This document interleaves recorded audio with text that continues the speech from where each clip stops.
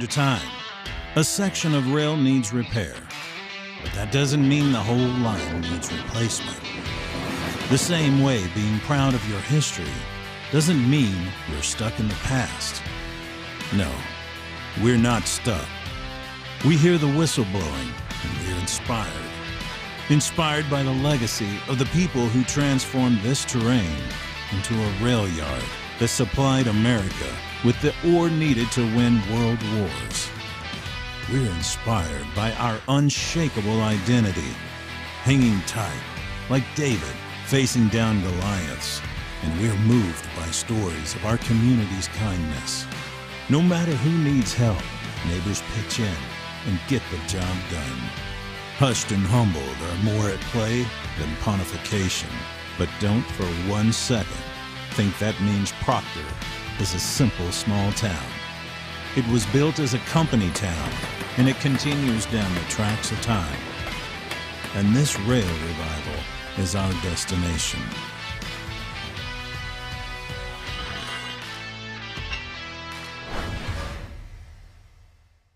Oh, because this is blue.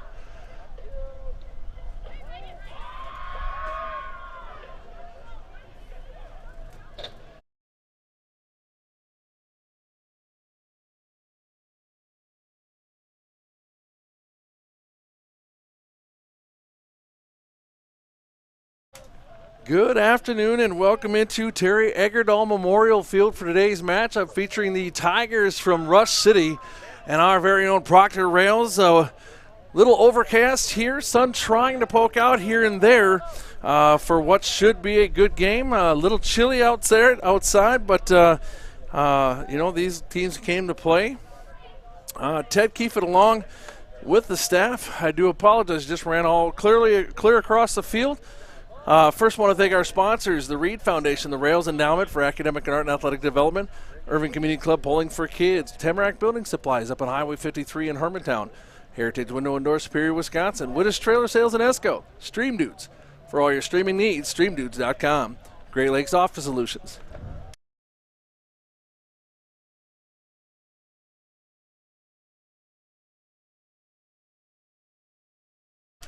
The Robin Barb Schaller Charitable Foundation, Audiology Concepts with 5 locations, Superior, Duluth, Grand Rapids, Edina, and Burnsville. Proctor Pizza and Sub Shop, Main Street, Proctor, and Troy Service Center, Main Street, Proctor. Thank you to our sponsors for all they do for us to be able to bring this broadcast to you, but also want to make sure that we thank our student workers as this is a student-run program. I want to thank our director, Braden Schnepper. Our producer today is Ben Allen. On our camera is Ethan Kilvin, Zach Edelstead, and Arthur Dahl, and our scoreboard extraordinaire technical guru, Aaron Hagg. Is that right? I just wanted to make sure. So these two teams come in pretty evenly matched. 13-2 is Rush City, 15-4 are the Rails. 4-1 in the last 5 meetings. We had one meeting last year, 2 the year before. Then we had a break because of COVID and then jumped to 18, 19, 16, 17 years. As the plate meetings are done, we're going to turn over to in-house PA, Mr. Gunderson, for our starting lineups and our anthem.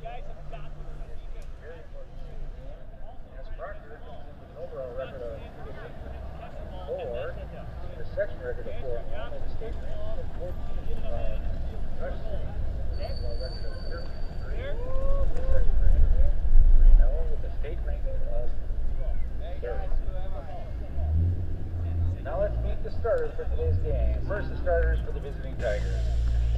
Leading on, number 17, Mackenzie Ribbon. Batting second, number 14, Summer Nelson. Batting third, number 15, Dylan White.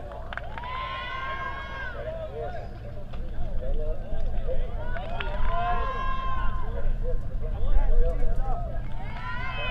number 19, Nick Griffin. Batting seventh, number 18, Natalie Wood. Batting eighth, number 11, Kate Hemming. Batting ninth, number 20, Veronica Hemming.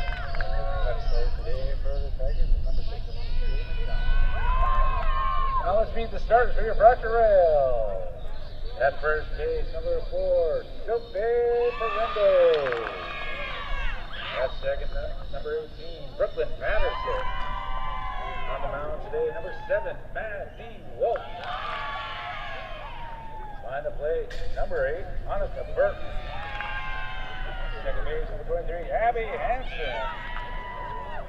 At third base, number 24, Sammy Shelton. Left field, we're number 16, Emma Shelton. In right field, number 10, Sid Adamski. And center field, number 6, Lily Hart. The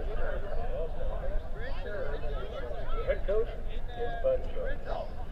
Ladies and gentlemen, as we come together today, we ask you and gentlemen, kindly remove your hats as we observe a moment of silence for our present and past military men and women for their service at home and overseas. After that moment of silence, we'll have the playing of the national anthem.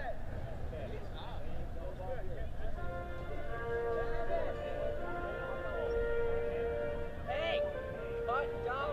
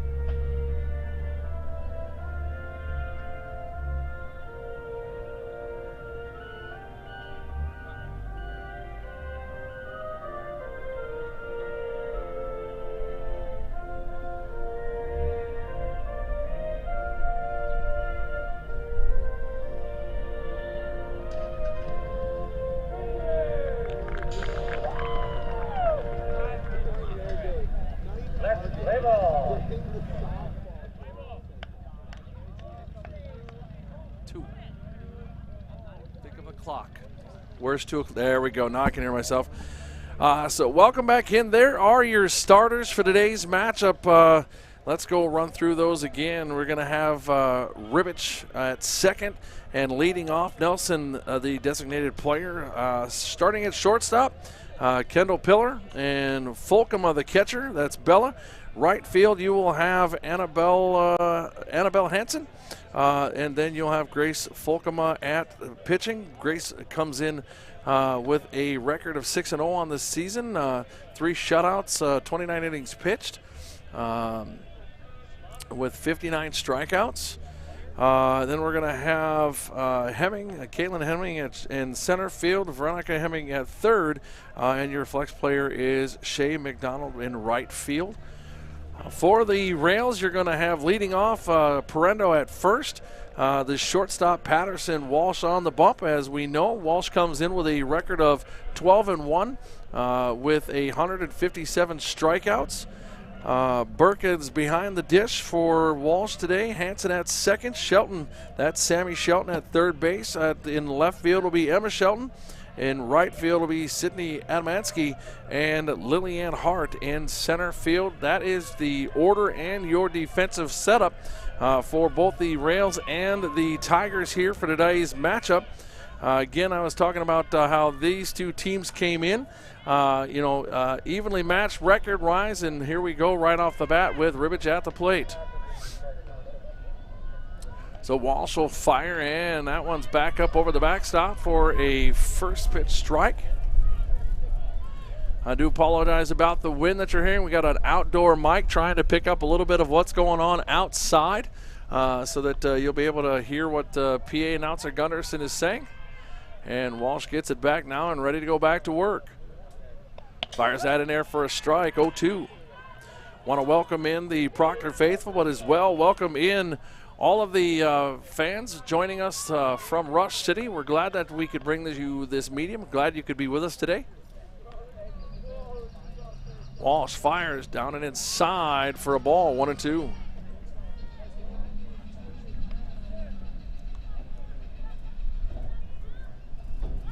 Maddie Walsh, 90 innings pitched this year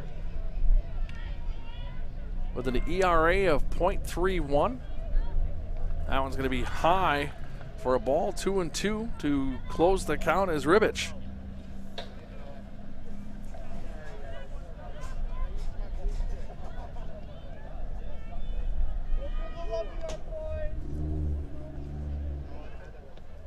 So 2-2 now. Walks fires. That one's down low. Full count as Ribbich able to work it back.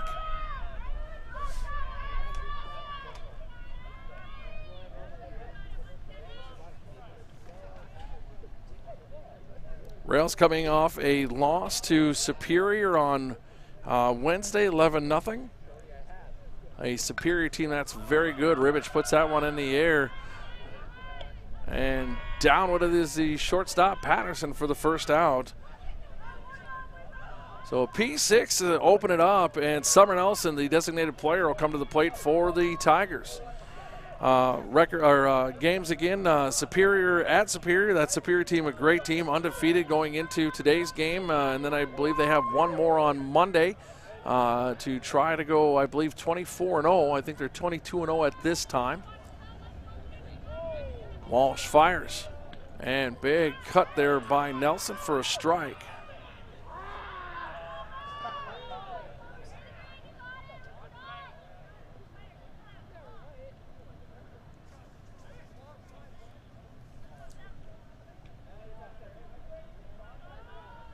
That one's in there for a strike, catching the inside corner for strike 2, 0-2.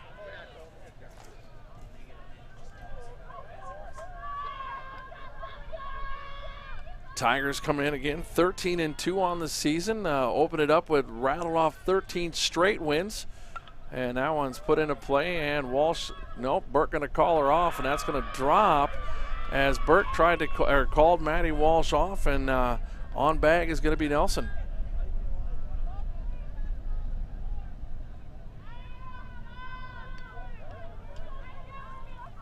So coming to the plate now is going to be Kendall Pillar, the starting shortstop,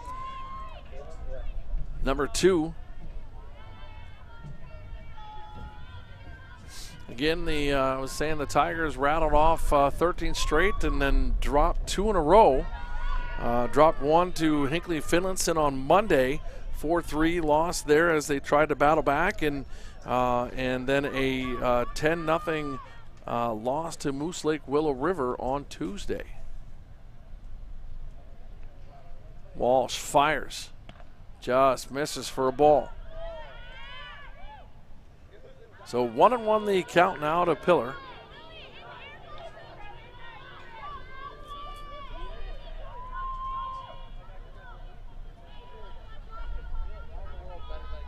Walsh now. That one's going to be low and inside for a ball, 2-1.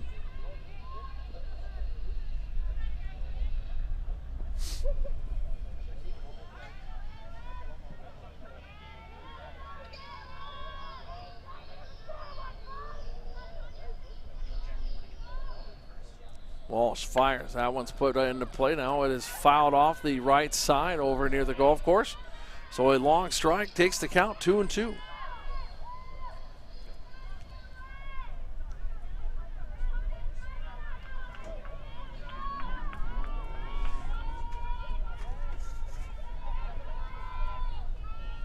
Walsh, that one delivers that down and low, and again full count here for the second time today. First off to Ribbich in the leadoff batter. Got Ribbich to pop out to the shortstop.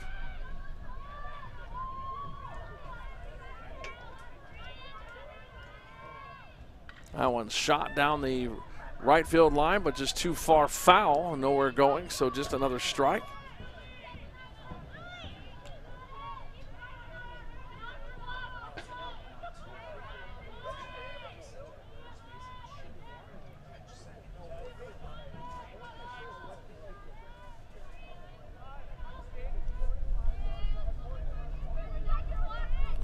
Pillar hitting .571 on the year, and looks at that strike that caught the edge.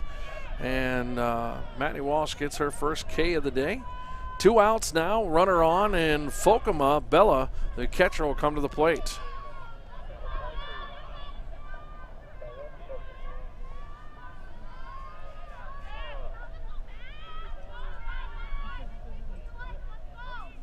Folkema with a 543 OBP, and trying to go and get that was Sammy Shelton, but a little bit out of her reach and in foul territory, so we'll come back and do that again. Again, Folkema 543 OBP, 789 slugging percentage. So I can understandably see why she's hitting in that 4 spot.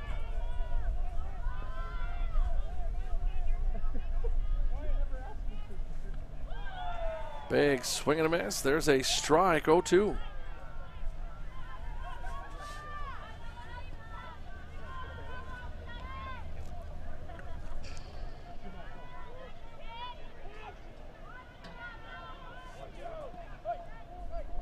That one's going to be high and upstairs, outside for a ball.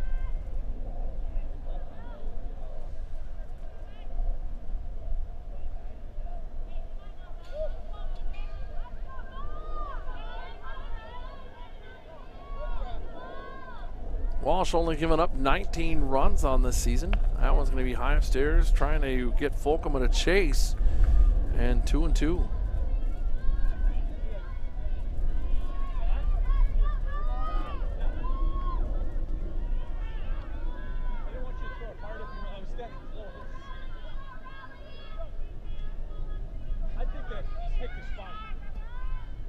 That one's in the dirt now. Full count again here for Walsh.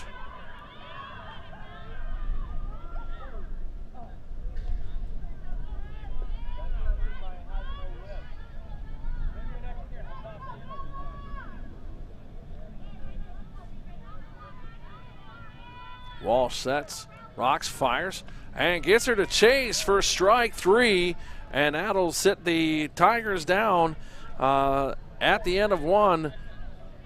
1 hit, no runs, and 1 left.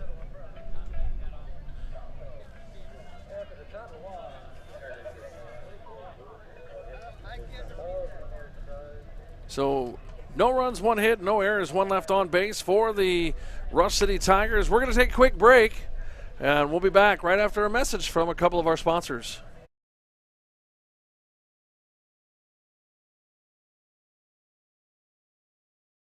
Hi, I really need to take care of a car problem. Can I ask you a couple of questions? Can you handle all makes and models? Will you get me back on the road quickly? High-tech equipment? Competitively priced? Brakes? Batteries? Tire rotation? Body repair? Guaranteed? Complete engine overhauls? Okay, they check out.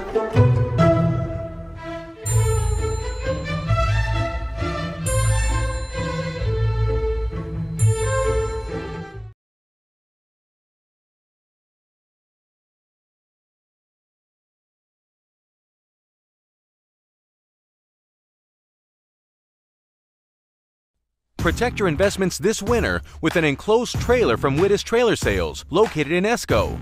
We also sell cargo trailers, utility trailers, snowmobile trailers, and much more. Did you know we stock a full line of Heineken snowplows?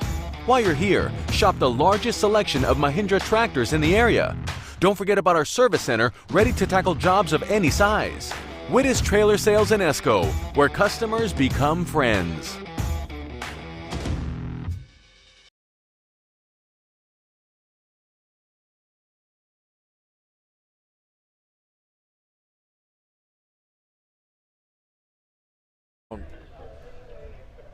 And back here at Terry Egerdahl Memorial Field, Ted Kiefit along with our barrage of students, Braden Schnepper, our director, Ben Allen, our producer, cameras, Ethan Kilvin, Zach Edelstead, and Arthur Dahl, and on our scoreboard, Aaron Hagg. As we get ready to lead off, just kind of talking about the keys of the game from Coach But, you know, playing better defensively as they've had a few things that have not gone their way with some errors. Better focus and concentration in what they've got going on, making sure that they're really paying attention, they're focused here in what's happening, and then being a selective hitter, talking about, you know, being patient at the plate, taking that time, and making sure that we are able to, or that they are able to have good quality at-bats. And speaking of that, Sophie Parendo at the plate as she looks at a ball and 1-1 count.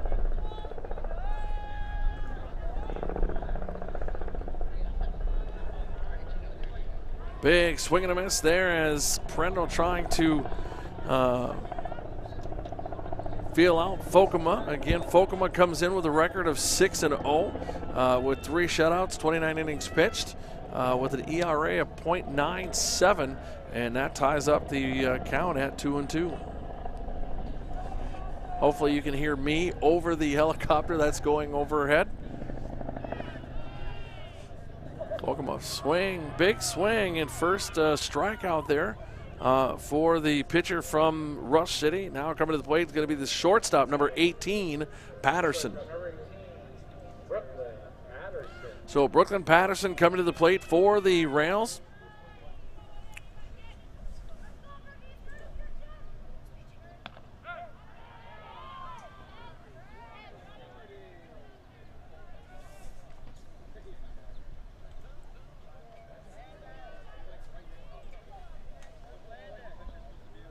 Oh, 0-1 on the count from Folkema, and that's going to be a little high ball, 1-1.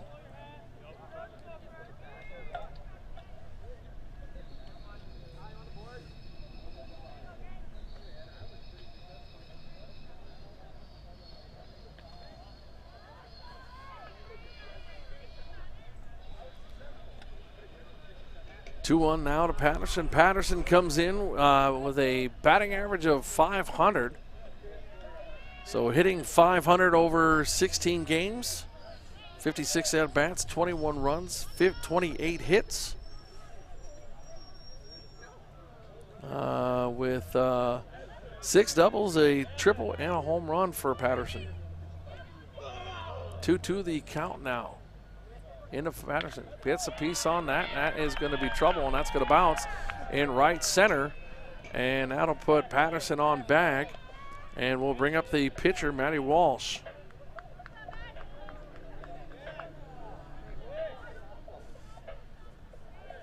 Making her way to the plate, number 7, Maddie Walsh.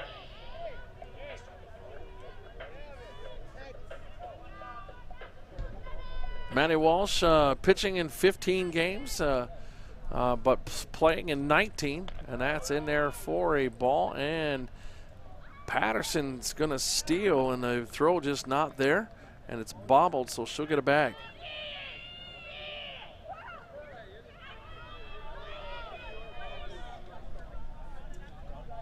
So now with the runner in scoring position are the Rails. That's fired in there for a strike to Walsh. So 1-1 the count now.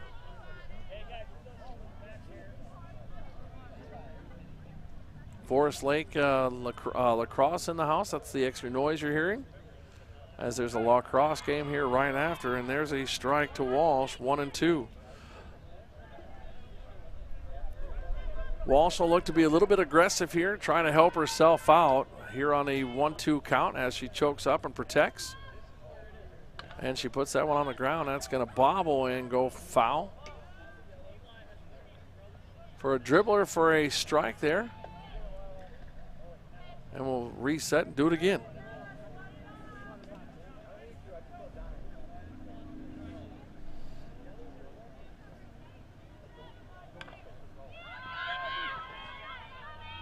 And that one is a can of corn right to the shortstop pillar. And that'll be the second out of the inning. And coming to the plate is going to be the catcher, Annika Burke, number 8. Now batting for the Rails, catcher number 8, Annika Burke. Burke comes in as the starting catcher. She's played most of the games at the position.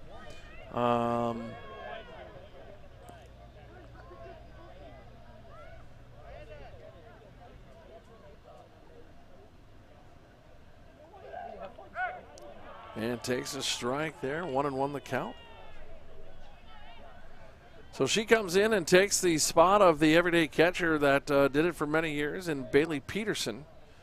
Peterson graduated last year. That one's put into play, and it's going to be in foul territory. Right there is the third baseman, Veronica Hemming, for out number 3. So a little pop up to third, and that'll do it. 1 run, no hits, no runs, 1 hit, no errors, and 1 left for the Rails. So both sides mirror up and match up. We're going to take a quick break. We'll come back right after a word from one of our sponsors.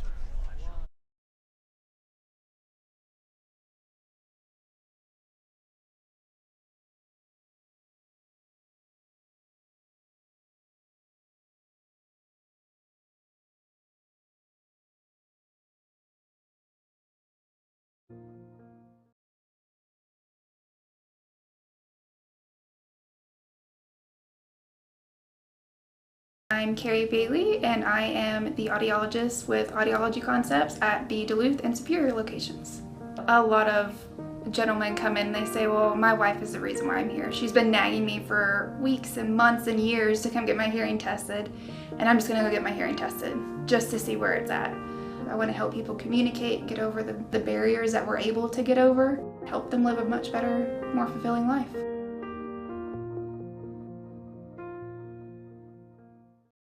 Our renewal by Andersen windows were installed in 2001. That was nearly 20 years ago, and they're high-quality windows. They have brought our beautiful view into our room. They're easy to care for. The beauty of these windows has enhanced the beauty of our home. It's not just the energy efficiency, but it has made our place look a lot nicer. They've just been a good overall investment. It's an excellent product. The service we received was excellent. What more could you ask for? Terry Eggerdall Memorial Field as we get ready to start the top half of the second.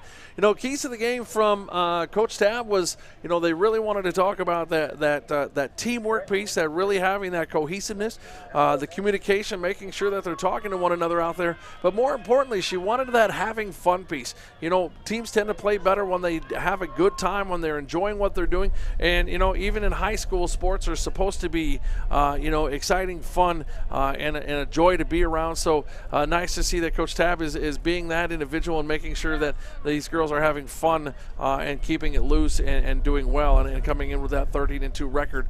You can see that that's exactly what they're doing. At the plate now is Annabelle Hansen, the right fielder. And looking at a 1-1 count as Walsh is ready to go back to work. And she steps out, is Hansen.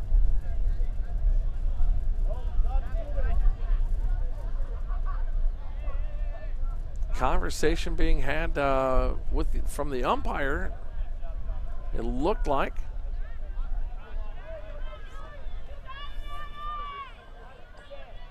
Walsh steps, fires.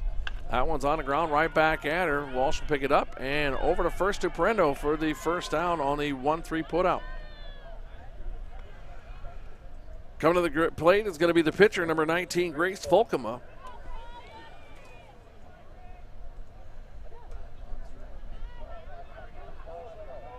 Folkema comes in playing 13 of 15. Comes in with a average of 353 and takes a strike 1.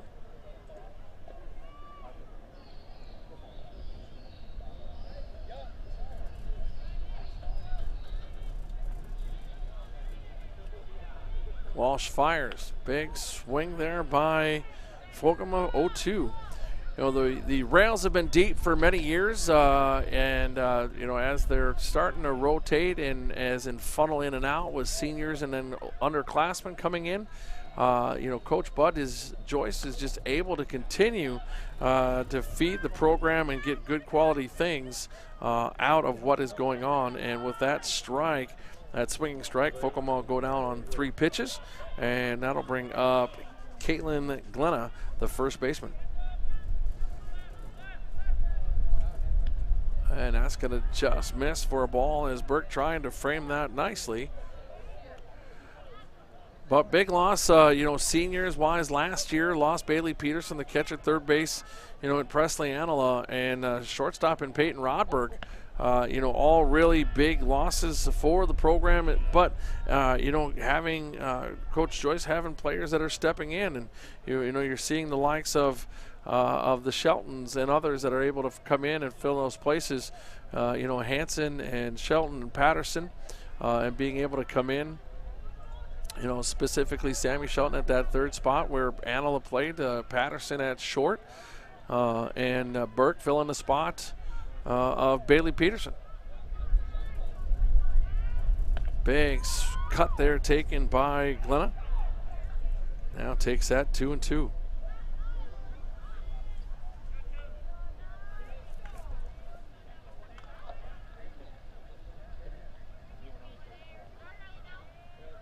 High and outside, not by much, but a ball. And again, we're looking at a full count.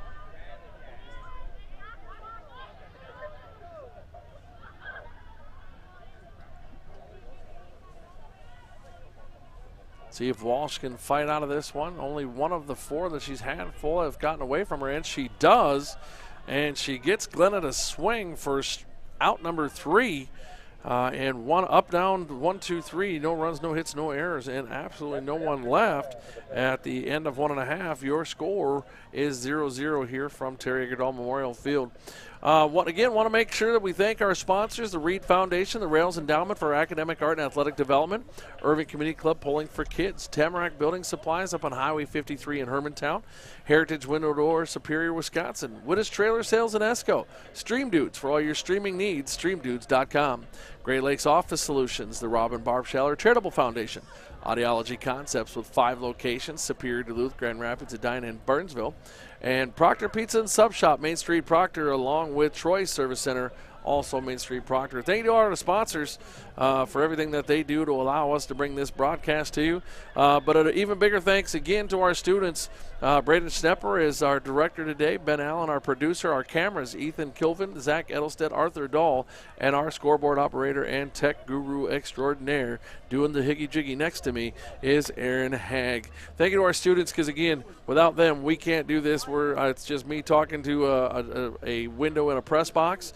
So if you like the work that they're doing, make sure you hit that like button. If you want to know when we're going to be on air next time, hit that subscribe. We always make sure that we put our broadcasts out in advance so that you'll know that as we get started here for the bottom half of the second inning, as the Rails are going to send Hanson, Sam Shelton, Emma Shelton, and Adamansky to the plate for the bottom half.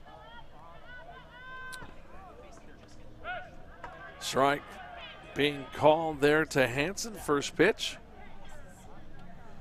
Yes, number 23, Sydney Hanson. And strike 2 right on the corner, and 0-2 quickly is Folkema, as she has decided to step in and just get to work. A little bit faster pitch work than the inning before. And now that's a ball upstairs, 1-2.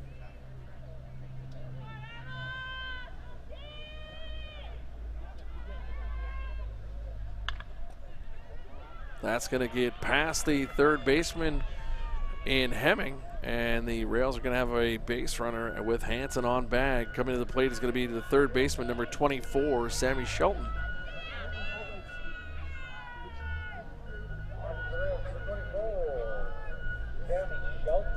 So Sammy Shelton going to come to the plate now for the Rails. Sammy comes in with a .392 batting average and a .475 OBP. So her on-base percentage is very well.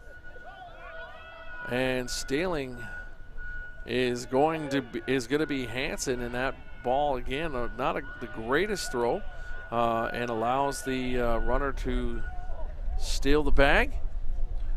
I don't know if it's the wind blowing in or what it is the case, but it just seems like Bella Folkema just can't get the ball out of her hand on the throw.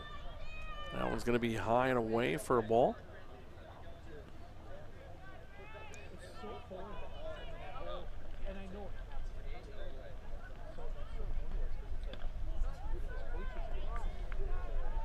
3-0 the count now to Sammy Shelton. Bella Folkema looking at 2 pass balls and 1 caught stealing this year. And strike taken there on the 3-0 count as Shelton sat on a red light.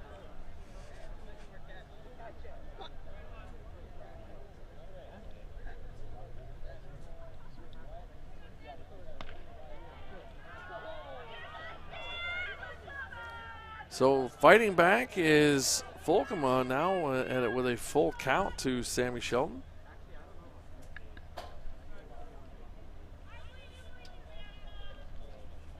Folkema, Shelton, hanging left side, but off the glove of the left fielder Pillar, and I think they're going to say she touched that in fair territory, so that is a hit for Shelton.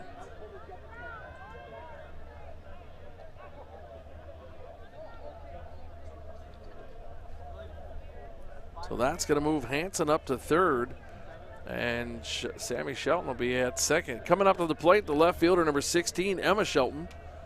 Now batting for Rails, number 16, Emma Shelton.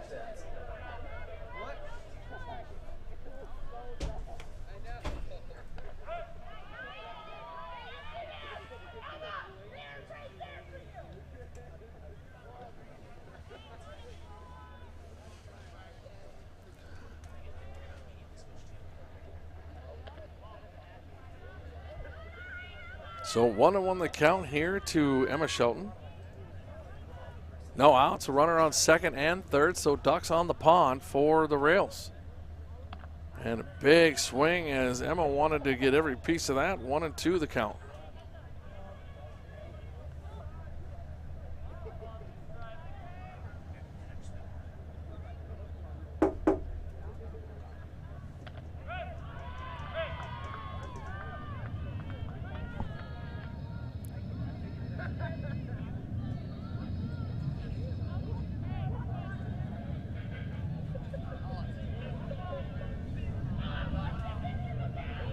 Now batting for the Rails, right fielder, number 10, Adamski.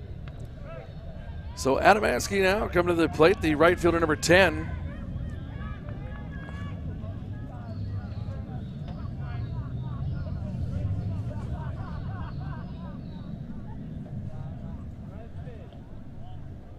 That's going to get away. Sorry, trying to do some teaching here as well. So 1-1 the count now. But Folkema Bella able to keep that right there so nobody could advance.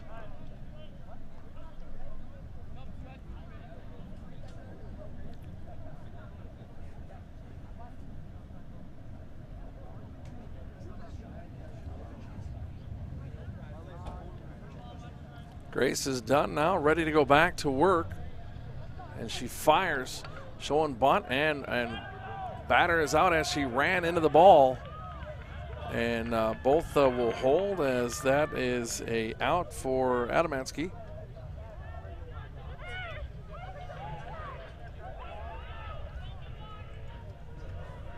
And coming to the plate, Lillianne Hart, the center fielder. Lily Hart. Is Mike in there? Is Mike in there?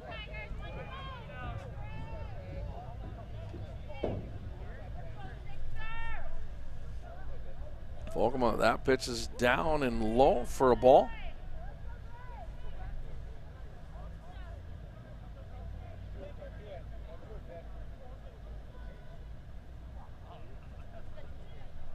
Hart steps back in now, 1-0. In there for a strike, 1-1.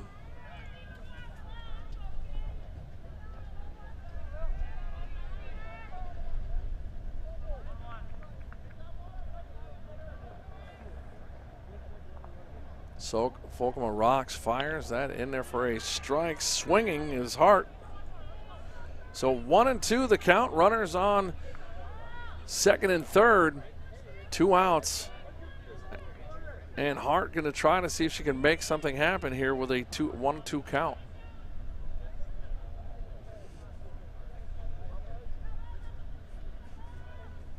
And swinging under that for strike 3. And able to get out of the bases, the runners on, is Volkema, and she'll sit them down. So 2 hits, no runs, no errors, and 2 left. At the end of 2, your score is 0-0. We're going to be back after a word from a couple of our sponsors.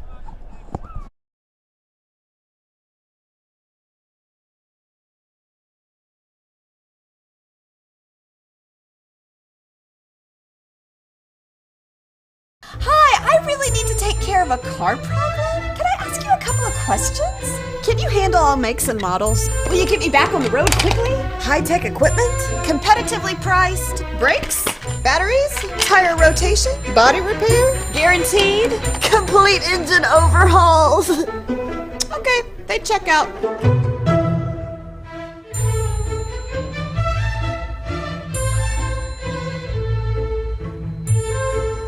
Protect your investments this winter with an enclosed trailer from Wittes Trailer Sales, located in Esco. We also sell cargo trailers, utility trailers, snowmobile trailers, and much more. Did you know we stock a full line of Heineken snowplows?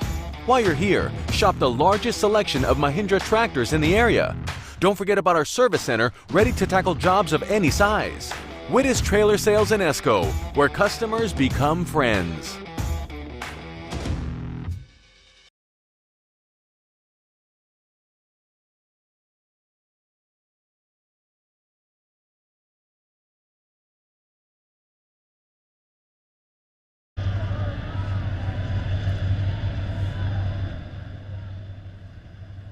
And back here at Terry Egerdahl Memorial Field, a train going through. If you don't know Proctor, we are a train yard, and the engine's coming through a little bit loud at the plate. Starting out the top half of the third for the Tigers is Caitlin Hemming, number 11.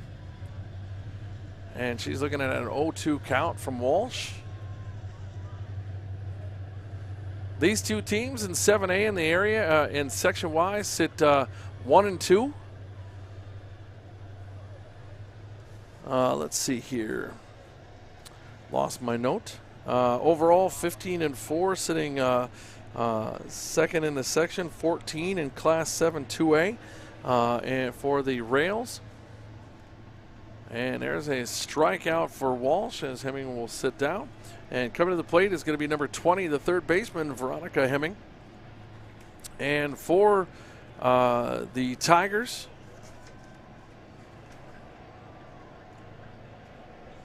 again coming in 13 and 2, 3-0 in the section, 21st out of 119 in the 7-2A, and 95th and out of 357 in the state.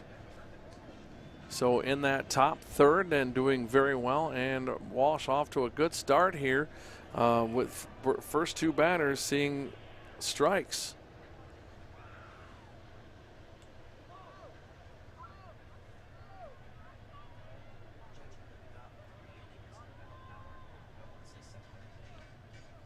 That one's going to be outside for a ball.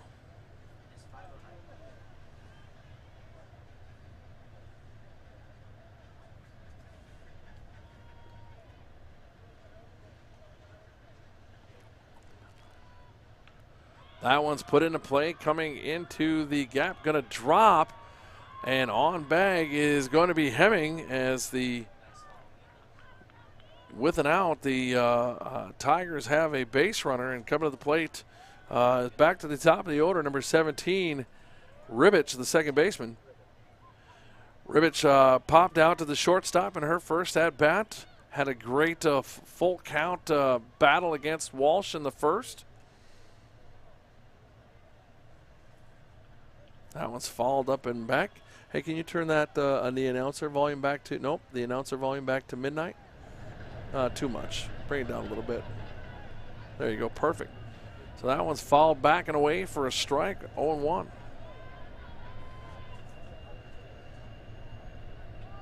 Walsh fires that one in there, just misses up high for a ball, 1-1.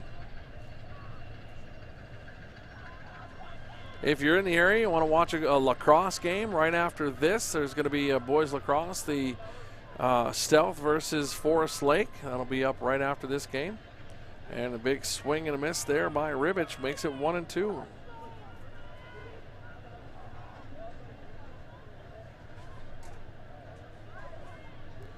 Ribbich now back in the box, ready to go.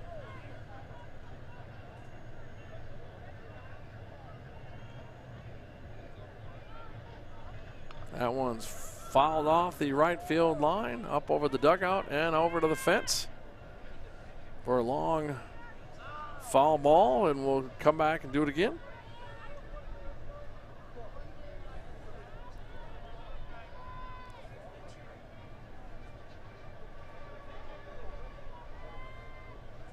Walsh puts that on. That one's put into play. Hard hit all the way out to the fence. And on our way to, and for a, got it.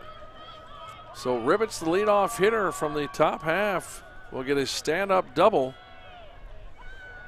And now they'll have, Tigers will have runners at second and third with the designated player number 14, Summer Nelson, coming to the plate. So Walsh in her first trouble today, first inning, she gave up one single and then went 1-2-3 in the second. And now looking at runners on and taking a strike is Nelson.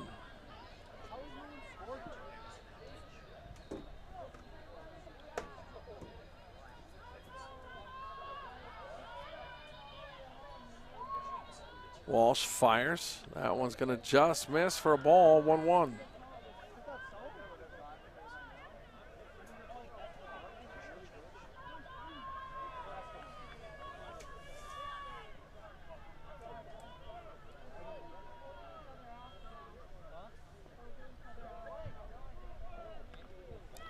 Good recovery pitch there by Walsh. 1-2 now.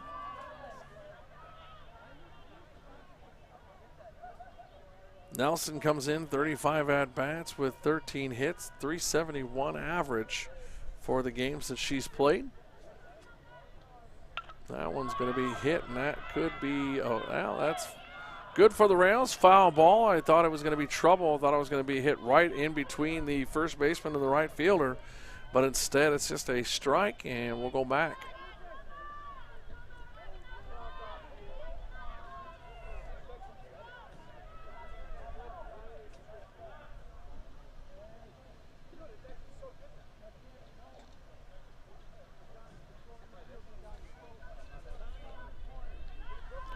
So ball back in, ready to go back to it is Walsh.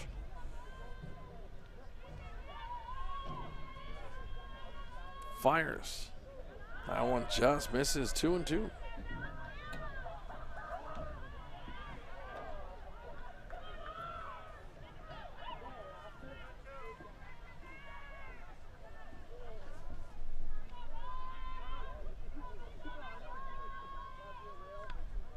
Gets her to swing, and that is a K for Walsh.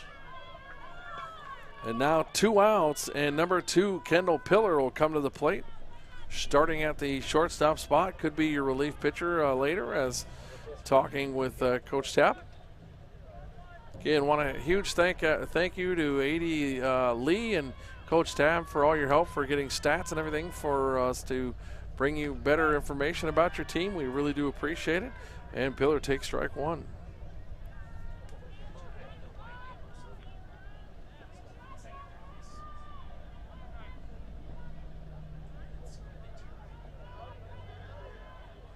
So 0-1, Maddie Walsh fires. That one's going to get in there, and that one's going to drop as well. Picked up by Hanson. Hanson looking to get it in, can't hit the relay, and 2 runs will score.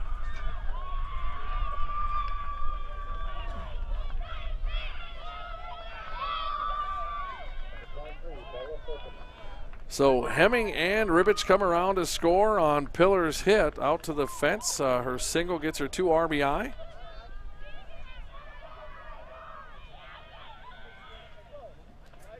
And the Tigers are still, in play as coming to the plate. The catcher, number 23, Bella Folkema. Walsh fires that. There's a strike. Folkema Cade, her first at bat, but again, just like Ribbich and Pillar, had a great at bat, was able to fight back to a full count and get a lot of pitches off of Walsh. And looking at a bunt, and strike taken or kind of a pullout. Not sure exactly what that was, but 0-2 is the count. So can't believe we'd be bunting in a 2-out situation. Big cut, foul back and back. Staying alive is Folkema.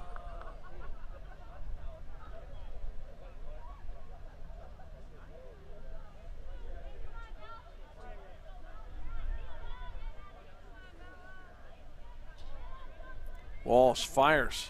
That one's high for a ball.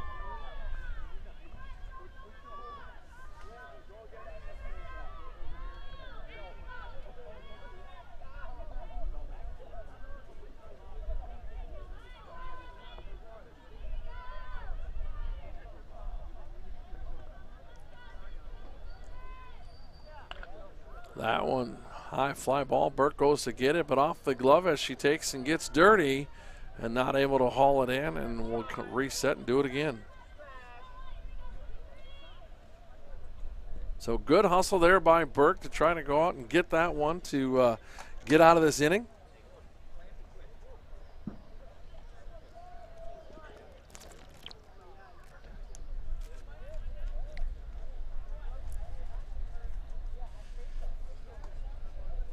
Big thank you to the officials out there today. Little cool, but also willing to work with us in our camera placement so we can bring you better views. So thank you to them.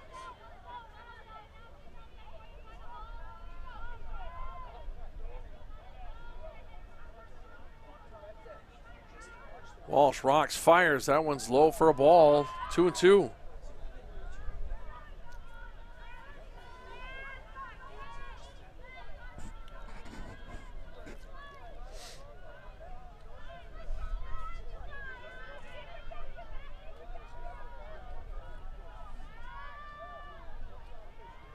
The 2-2.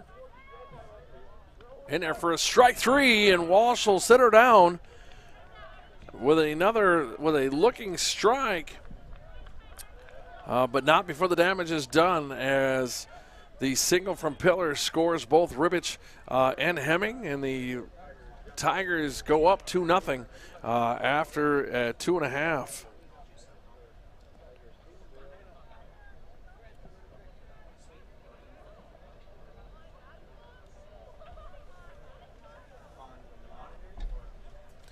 Folks, we'll be back on air as we're winding down our broadcast season. We will be back on air on Monday when we will have School Board live from the St. Luke Sports and Event Center. We'll also have our high school band concert live from the auditorium. Both those events will start at 7 o'clock. Go ahead and log into 2 different devices so you'll be able to watch both those events. Again, student-run program, and these kids put on a great program for all of you. Then we'll be live again on Tuesday for the middle school. Actually, I got to back up a little bit. Tuesday day we'll be live with the Bayview Spring Concert. That'll be an all-day deal. It'll be broken into different grade levels. Then Tuesday night we'll have the Jedlicka Middle School Band Concert. And we're winding down to the final week where that next week we will have the spring concerts for Pike Lake, and then graduation on the 4th, and we'll call it a broadcast season. We're going to miss the century mark by one broadcast this year. We were supposed to have Hermantown, Rails versus Hermantown for baseball on Monday, but it got moved due to the weather and switches. So we will we'll miss that century mark by one broadcast, but maybe we'll find something to fill it in with. So Sophie Parendo leads off the bottom half of the third for the Rails, puts a bunt out there, and that goes down, number 4. Parendo Cade in her first at-bat had a 2-2 setup, and then Cade on a pitch that she really wanted. And out right away, 0-1.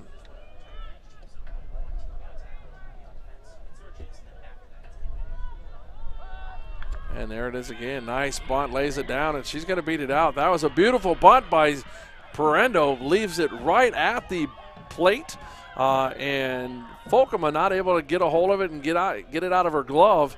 And so the Rails have a runner and are in business. So Patterson will come to the plate now, number 18, the shortstop. She singled in the first and was left stranded on second base as she stole one. And Prento will move up on a steal as well.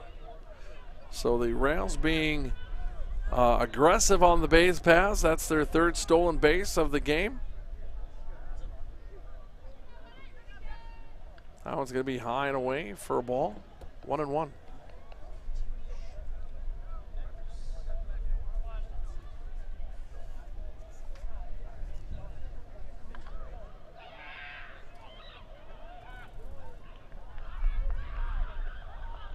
And another great bunt there by Patterson. So 2 great bunts in a row that I just don't think the Tigers were ready for the second one. But Patterson able to put that one right down in the middle of the line, and nobody went to get it. And that allowed Prento to move to third, and now the Rails are in business with runners on the corner. And coming to the plate for the Rails, the pitcher number 7, Maddie Walsh. Walsh popped out to the shortstop, her at first at bat. And picking up the bag and is going to be Patterson as she moves to second as Ribich was there to get that cut off just in case Prento broke for home. So now runners at second and third for the Rails. That one's way upstairs, but that rise ball chased by Walsh.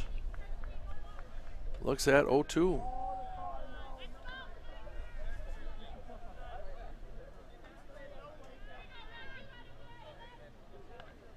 That's going to be high for a ball. Coach Joyce talked about being that selective hitter and making sure that if Folkema was on the mound, making sure that they didn't chase that rise ball, and she sure did on that one. And now she didn't chase that one. Now takes that count 2-2.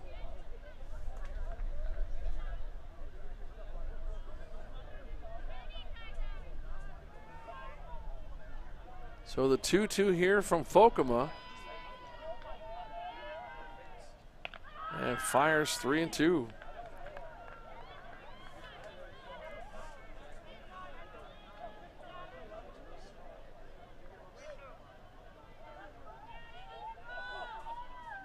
Fires that in there. Strike 3 looking is Walsh. And she's going to sit down, unable to help herself as that one went in right down the belly. And that's the first out of the inning. Come to the plate, the catcher number 8, Annika Burke.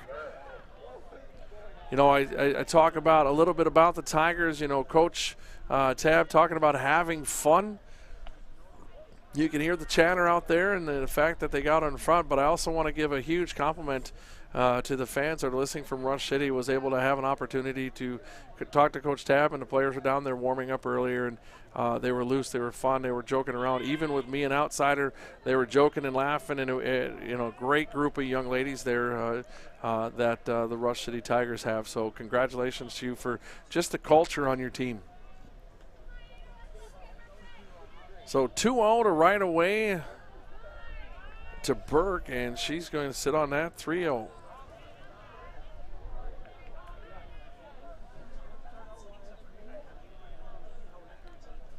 Folkema's last 3 kind of in and low. Now she fires, puts that one right down the hole, and for a strike, 3-1.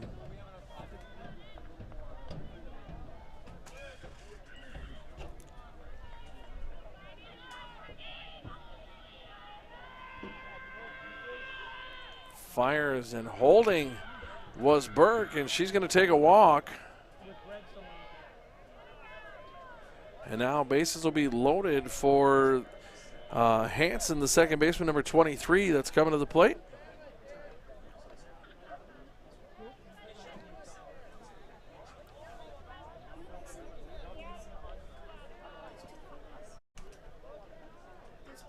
I know.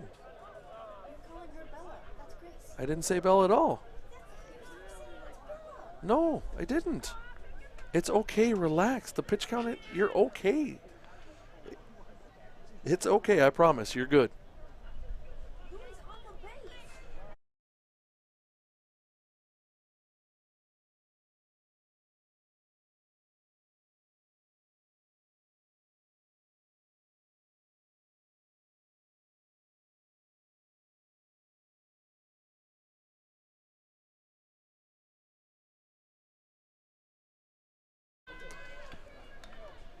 So 1-0 the count to Hansen. That one's going to be hit in the air. Going to get it is going to be Bella Folkema. No, she got called off. I think that was Hemming that went up and got it. It was Hemming that went up and got it. So Folkema gets called off. Hansen goes down. Now coming to the plate is going to be the third baseman, number 24, Sammy Shelton. So 2 down, bases juiced here. And coming to the plate again, Sammy Shelton. Shelton hit a double in her first at bat to the fence. And she'll look to try to do some damage here and help get the Rails back into this as they are down 0-2.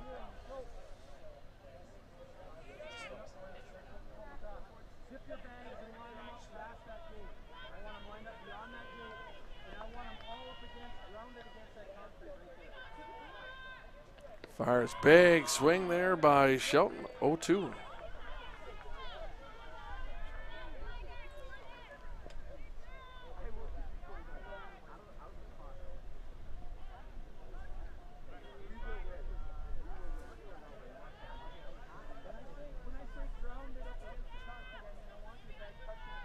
And she puts that into play. That's going to be fair ball all the way down the left field line, off the fence and out of play for a ground rule double.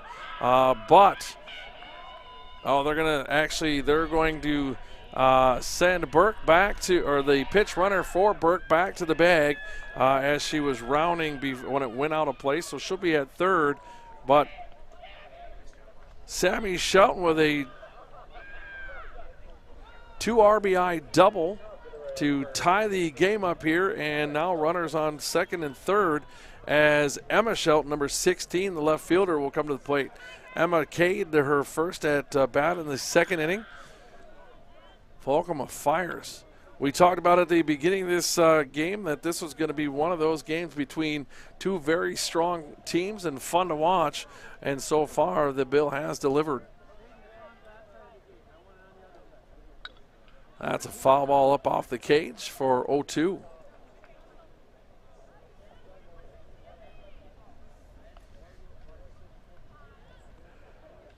So coming here in the third, the Rails right back in it, 2-2 tied up. 2 outs, runners on second and third. And Emma looking to try to do some of the same damage that Sammy just did. Looks at a ball high and away, 1-2.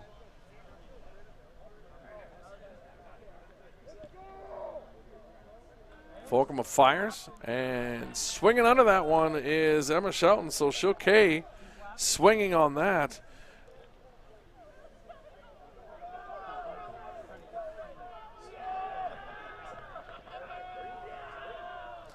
And at the end of 3, the Rails, 2 runs, 3 hits, no errors, and 2 left on. Your score 2-2. We're going to take a quick break. We'll be back right after this.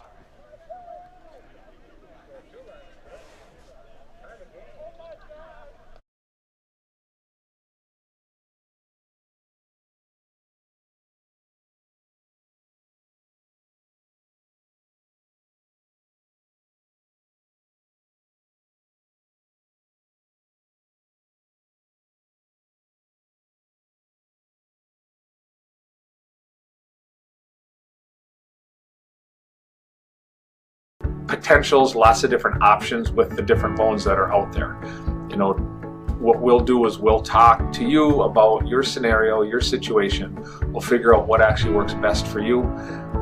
But the key is what is going to be the most cost effective. So we will compare conventional versus FHA, you know, USDA versus, you know, FHA, different types of things that way. You know, sometimes even if you're a veteran, the VA loan might not actually make the most sense, you know, just because there are some fees associated with that loan that we might be able to do the same type of loan but do it cheaper with a different type of a program. But again, that's something that we will figure out. We'll figure out the best scenario for you. We'll give you the options, but we'll obviously lead you to the right and most cost-effective way to purchase or refinance that house. Who will our next generation be? What will they achieve?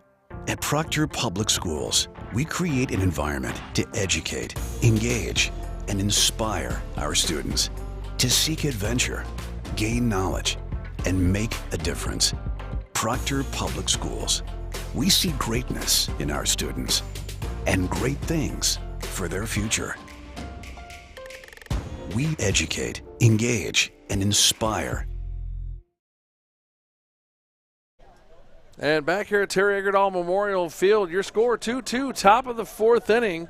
At the plate for the Tigers, the right fielder, number 22, Annabelle Hansen. She's looking at a 1-2 count, and that's going to get put into play, and she's going to get on bag as, she got out on the throw.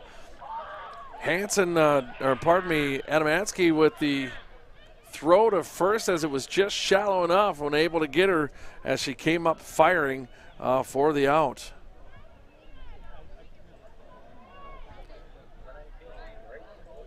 So a 9-1 putout coming to the plate. The pitcher, number 19, Grace Folkema. And Folkema takes a strike. I was saying that with reverence or authority because of our score person.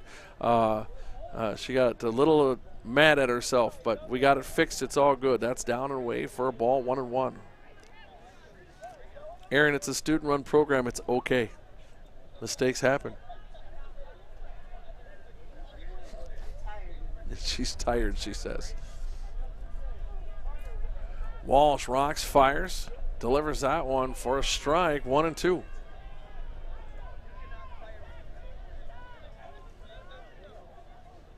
So for the Rails, defensively, Burke behind the plate, Walsh on the bump, Parendo, Hansen, Shelton, that's Sammy Patterson, and that's going to be in K for Walsh. And Glenna, the first baseman, number 15, will come to the plate. Glenna Cade in her first at bat in the 2nd inning. Defensively finishing off Patterson at short. And from left to right, Emma Shelton, Hart, and Adamansky for the Rails. And strike taken.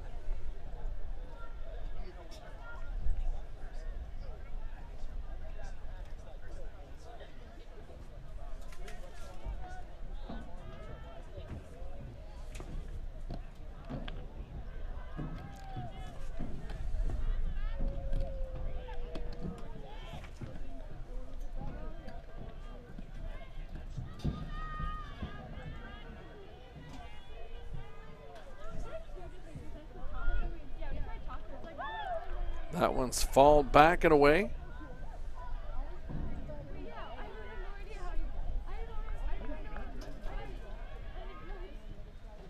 So Glenna now looking at a 1-2 count as Walsh is going to look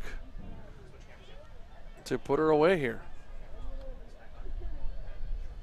That one's in the dirt, 2-2.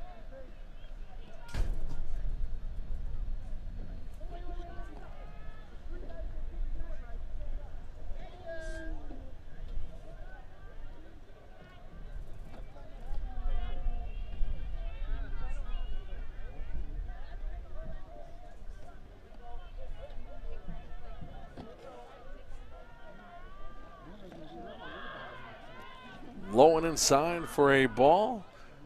Full count to Glenna.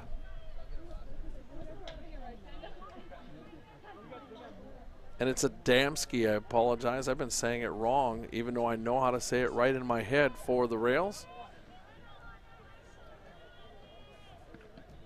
And strike taken and able to get out 1-2-3 with the looking K.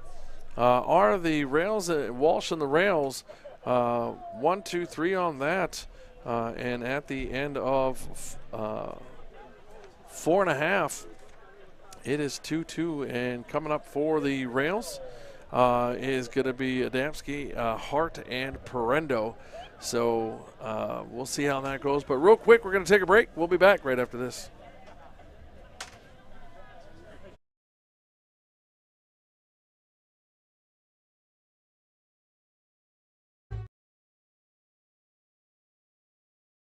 Hi, I really need to take care of a car problem. Can I ask you a couple of questions? Can you handle all makes and models? Will you get me back on the road quickly? High-tech equipment?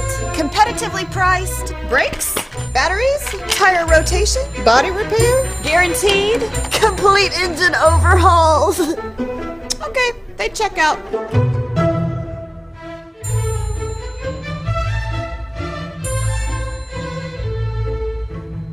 Untreated hearing loss. Call today. You know, I was a little apprehensive the first time getting hearing aids, but they just made me feel so welcome, like it was the only customer they had. You know, you don't know how bad it is till you get hearing aids. I mean, I can hear my grandchildren when we FaceTime now. I'm watching TV, I understand what people are saying. I don't have to ask for somebody to tell me what they said, and that's what keeps me coming back. And I've got a new set of hearing aids and couldn't be happier. Stop living with the frustrations of untreated hearing loss. Call today.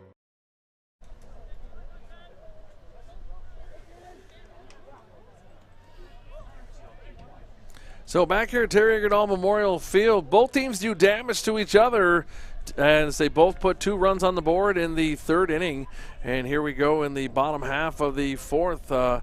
At the plate is going to be number 10, Sydney Adamski, the right fielder.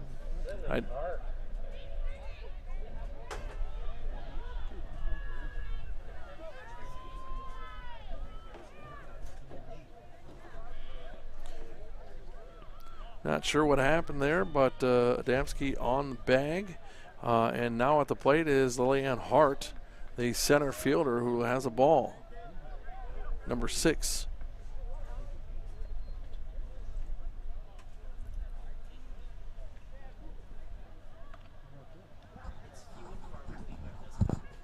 You guys can't.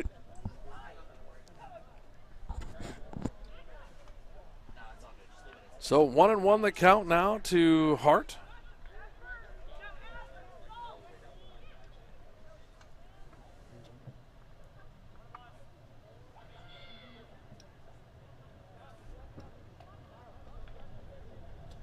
Foul ball taken 1-2.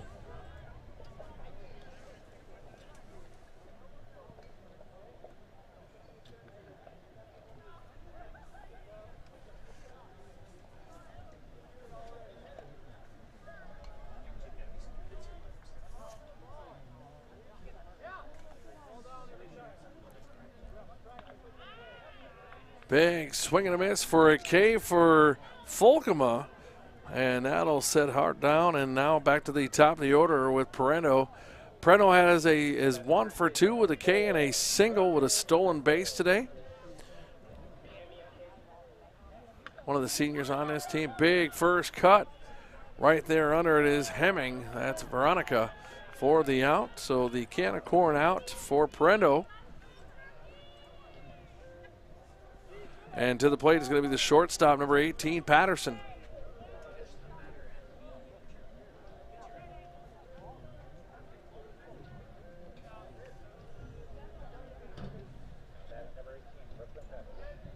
That one's going to be high and away as it's almost got away from Bella Folkema.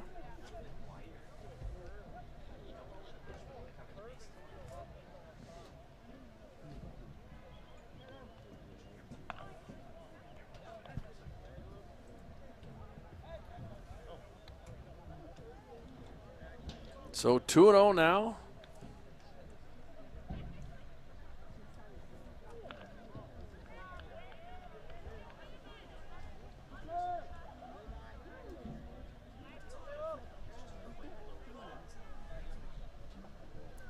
Three-0 the count now to Patterson. And that is in there for a strike, 3-1.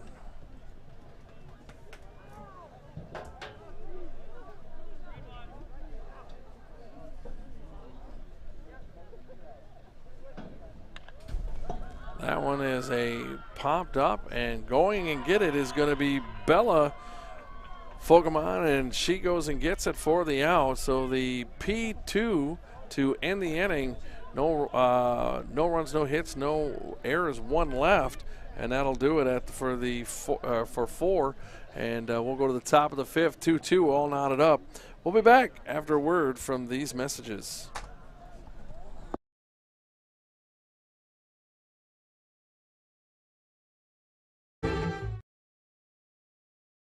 Hi, I really need to take care of a car problem. Can I ask you a couple of questions? Can you handle all makes and models? Will you get me back on the road quickly? High-tech equipment?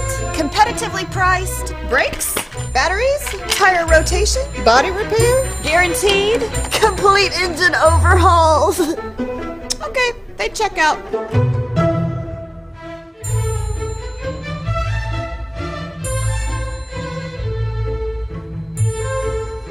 Protect your investments this winter with an enclosed trailer from Wittes Trailer Sales, located in Esco.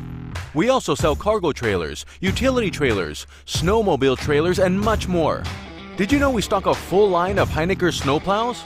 While you're here, shop the largest selection of Mahindra tractors in the area. Don't forget about our service center, ready to tackle jobs of any size. Wittes Trailer Sales in Esco, where customers become friends.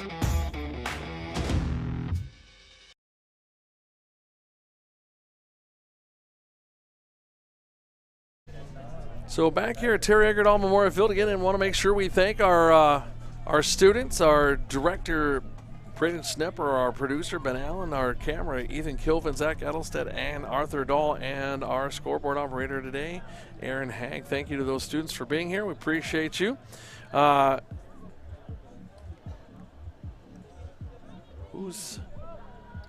I'm going to let you listen to the sights and sounds for a minute as I try to figure out where the music is coming from. I'll be back after this.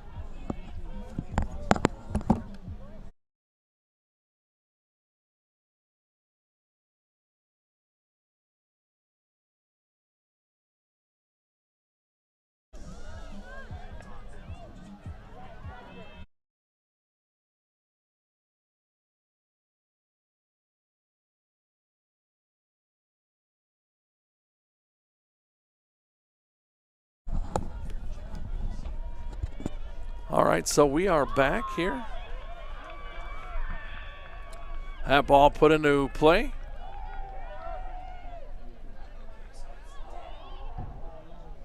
Can I see that for just a minute? I'll tell you what we got going on here. So that was number 20. That was Hemming. That is on bag on first. So going to be coming to the top of the order in Ribbits, number 17, the second baseman. And there's one out. And looking to try to twist it, but not being able to get there in time. Patterson kind of bobbled it, not being able to get it, knocks it down, and that'll advance Hemming to second. And that'll move, and that'll put Ribbich on first. And now coming up, the designated player number 14, Summer Nelson. Nelson had a single in the first and Cade in the third. And that is a bunt, and that goes foul to the right side of the batter's box.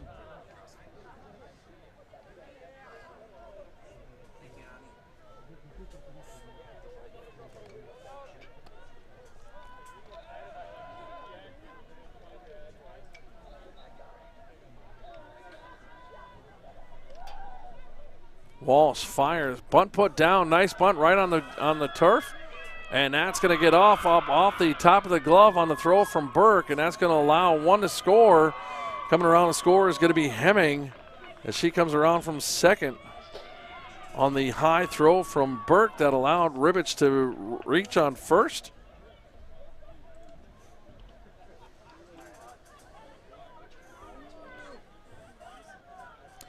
So coming to the plate, let's see here. Ribbich is going to be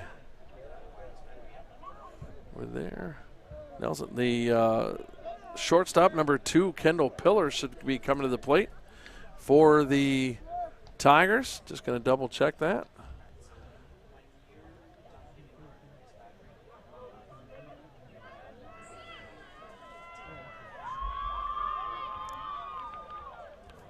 Actually, it looks like, just going to verify because we're a long ways away.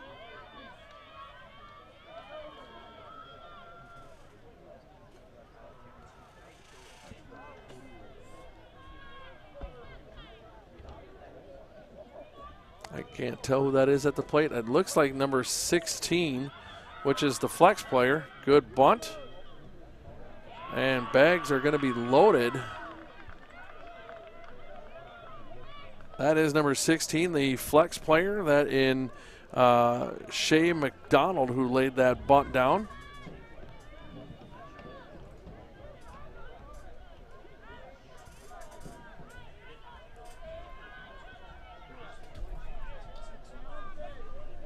And that's going to be into the plate, Bella Folkema.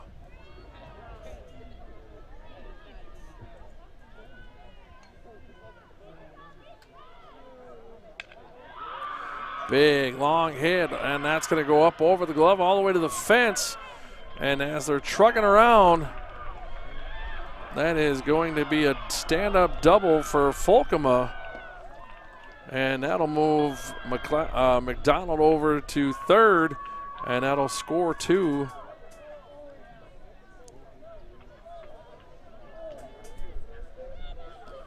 That makes your score. Got to make sure I mark this right.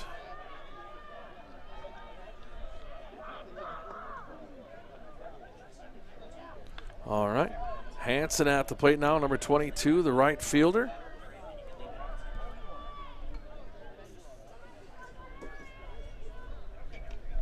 Hanson comes to the plate, 0 for 2 on the day with a 1-3 put out and a 9-1 put out. She just missed reaching in the 4th inning.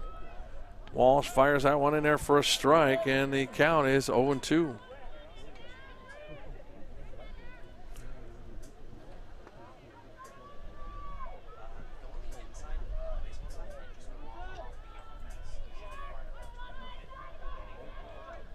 Foul back for a strike.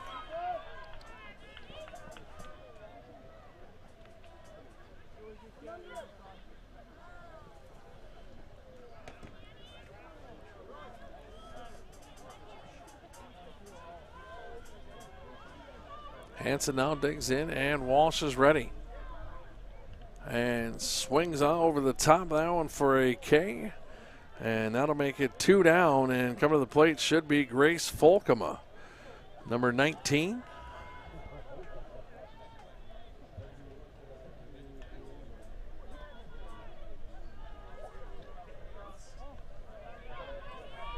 That is Grace Folkema, number 19, at the plate.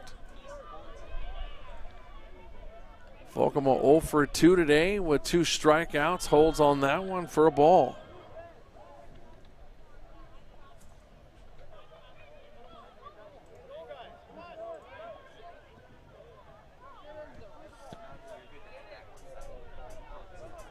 Walsh, and gets her to swing for a strike, 1-1.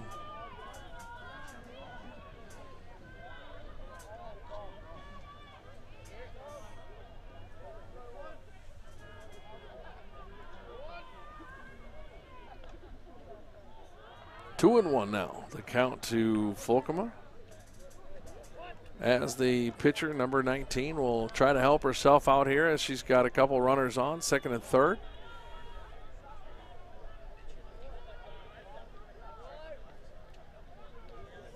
That one's in there for a strike, 2-2.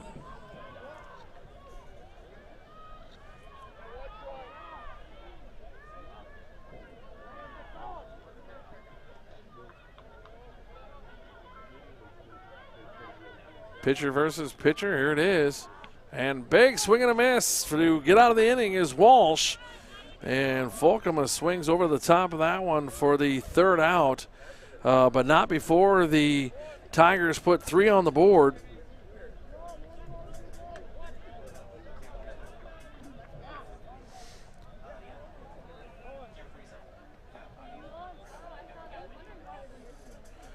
So after 4.5 for the Tigers, 3 runs on 4 hits, 1 error, and 2 left on. Coming up for the Rails in the bottom half of the fifth inning is going to be Walsh, Burke, and Hanson. We're going to take a quick break. We'll be back right after this.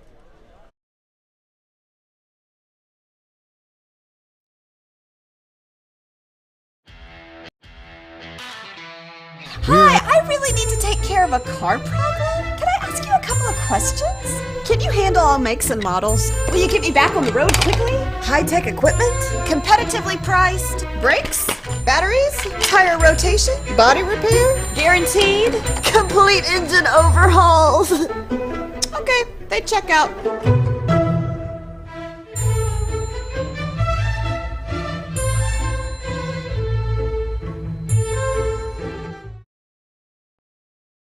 Potentials, lots of different options with the different loans that are out there. You know, what we'll do is we'll talk to you about your scenario, your situation. We'll figure out what actually works best for you. But the key is what is going to be the most cost effective. So we will compare conventional versus FHA, you know, USDA versus, you know, FHA, different types of things that way. You know, sometimes even if you're a veteran, the VA loan might not actually make the most sense, you know, just because there are some fees associated with that loan that we might be able to do the same type of loan but do it cheaper with a different type of a program. You know, but again, that's something that we will figure out. You know, we'll figure out the best scenario for you. We'll give you the options, but we'll obviously lead you to the right and most cost-effective way to purchase or refinance that house.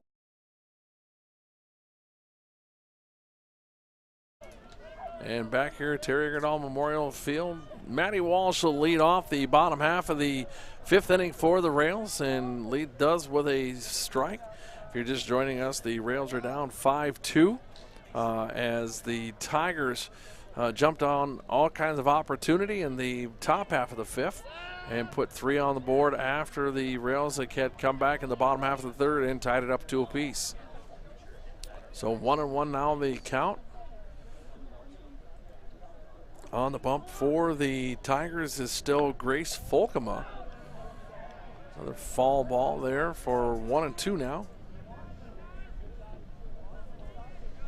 Or pardon me, 2-1, I apologize. I thought that would fall back. Apologize. I just got the look from our score person. Puts that into play. And Pillar comes up, firing that one across the diamond, and gets Walsh sprinting for a 6-3 putout. Coming to the plate now is going to be the catcher, number 8, Annika Burke.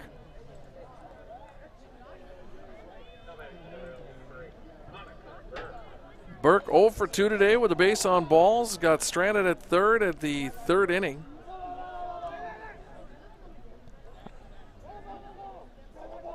That one's going to be off the turf for a ball.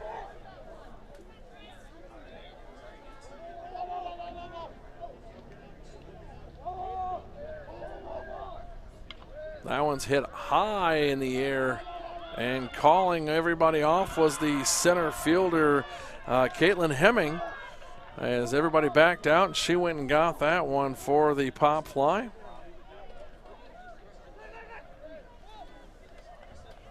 And now to the plate is going to be the second baseman, number 23, Hanson, Abigail Hanson.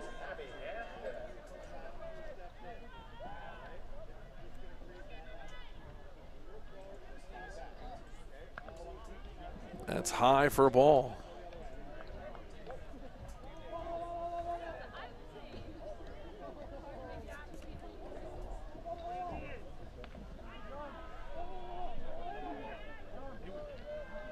One and one the count now to Hanson.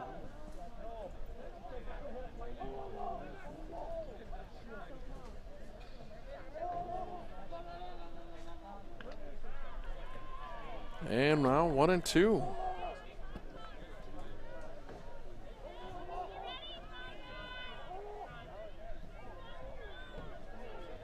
Folkema rocks, fires, and that's going to be high outside for a ball, 2-2.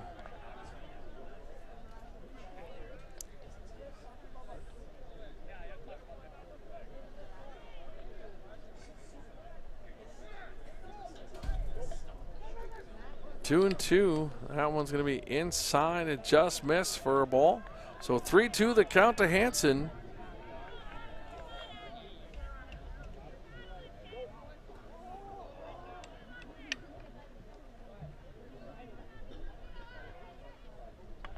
That one's fouled back up over the baseball press box.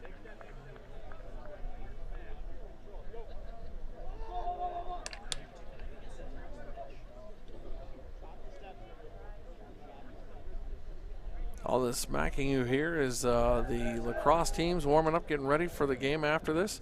That one's hit up and behind again by Hansen for another long foul ball up and back.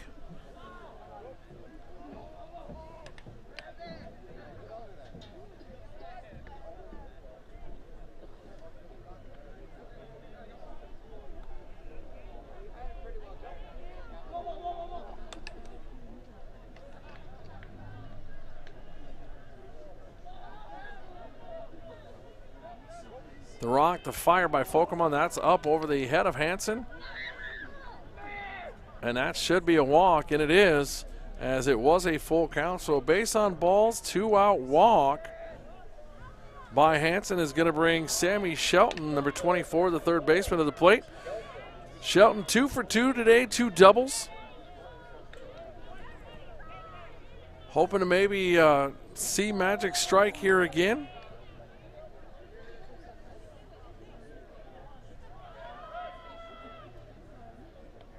And stealing a bag is Hansen, and she does.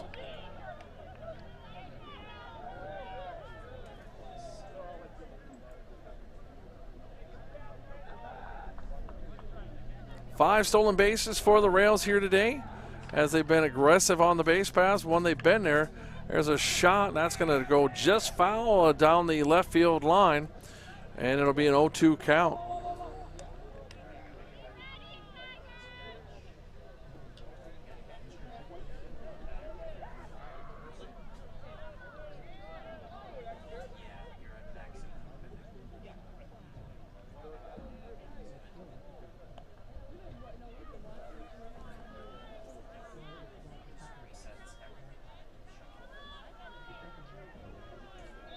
So 0-2 count here to Sammy Shelton.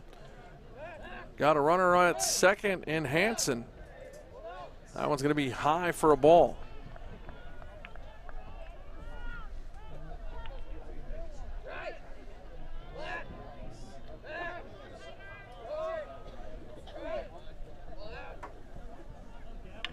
Big shot left field side. Tracking back is McDonald, and that's going to bounce. And that's going to allow Hansen to score, and a double for Sammy Shelton. So Emma Shelton, number 16, the left fielder, coming to the plate with a runner in scoring position in Sammy Shelton. So Sammy Shelton now 3 for 3 on the day with 3 doubles. She's got the RBI because of the base on balls that was delivered to Hansen with 2 outs by Folkema. And now Shelton will be at the plate, 1-0.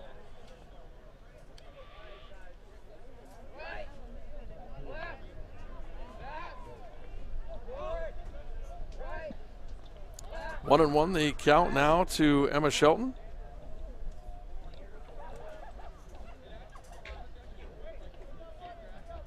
Folkema rocks, fire, swinging underneath. That is Emma Shelton, 1 and 2.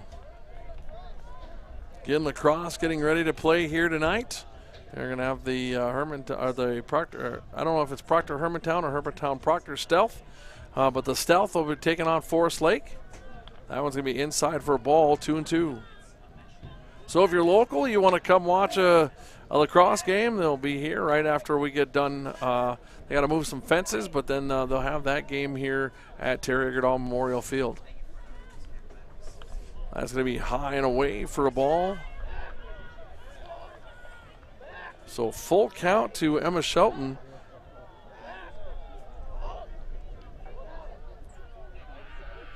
With Sammy Shelton standing on second. And that is going to be called a strike 3 looking. And that'll do it for the Rails in the bottom half of the 5th inning. 1 run on 1 hit, no errors, and 1 left on. And your score is 5-3. The Tigers lead the Rails going into the top half of the 6th inning. Our broadcast schedule to round out the year, just in case you're joining us. Well, first off, we had our Battle of the Books of our between 10 teams of students from Bayview today who came over to the St. Luke Sports Event Center, and they had 15 books they had to read over the school year, and then it was kind of like a Jeopardy type deal, if you will, but there weren't like who buzzed in first. Everybody buzzed, or everybody got to give an answer with some of our high schoolers that were working with the students, and they got points depending on spelling, answer, and how much information they gave about the author of the book.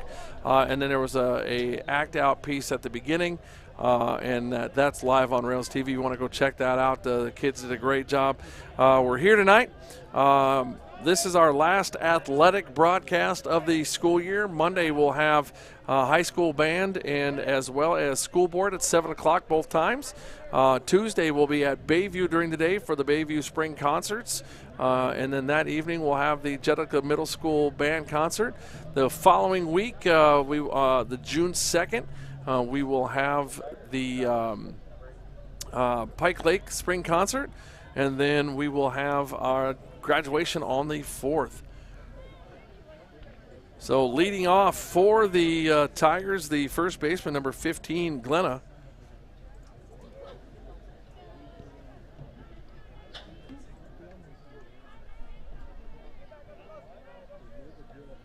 Walsh fires. That's in there for a strike.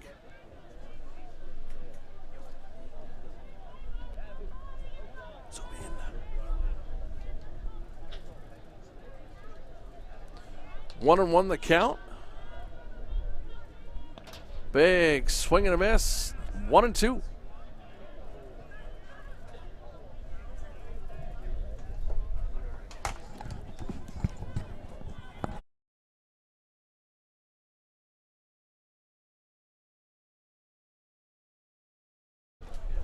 So 2-2 now, the count to Glenna.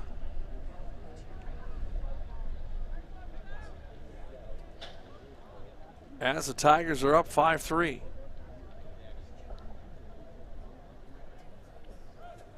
And there for a strike, and putting her down is Walsh, as Glenna is looking at that. Now coming to the plate should be the center fielder, number 11, Henning.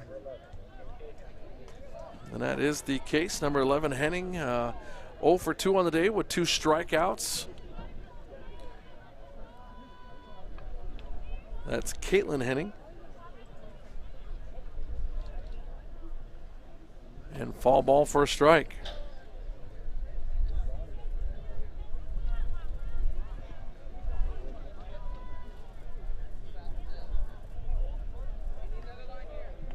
Chases that one, strike 2.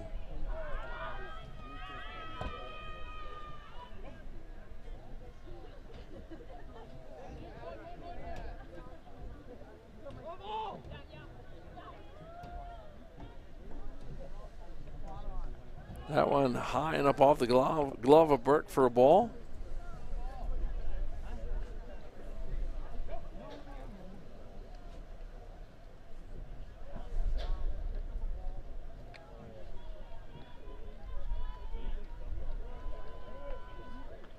High again for ball 2. So now the count 2-2 to Caitlin Henning.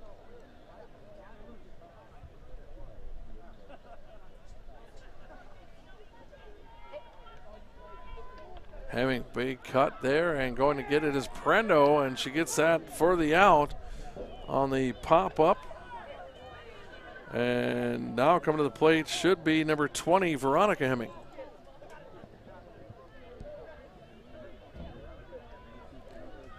Veronica Hemming at the plate, 2 for 2 today. That one's put on the ground. Dug out by Shelton. Comes up with it and unable to make the play. And Hemming will be on for the third time today.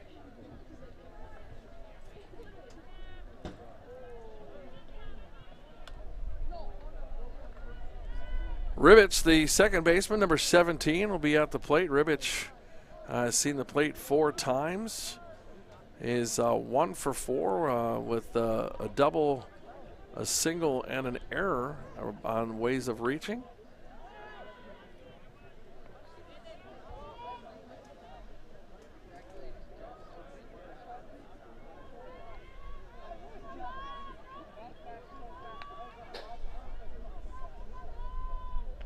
That one's going to be outside for a ball.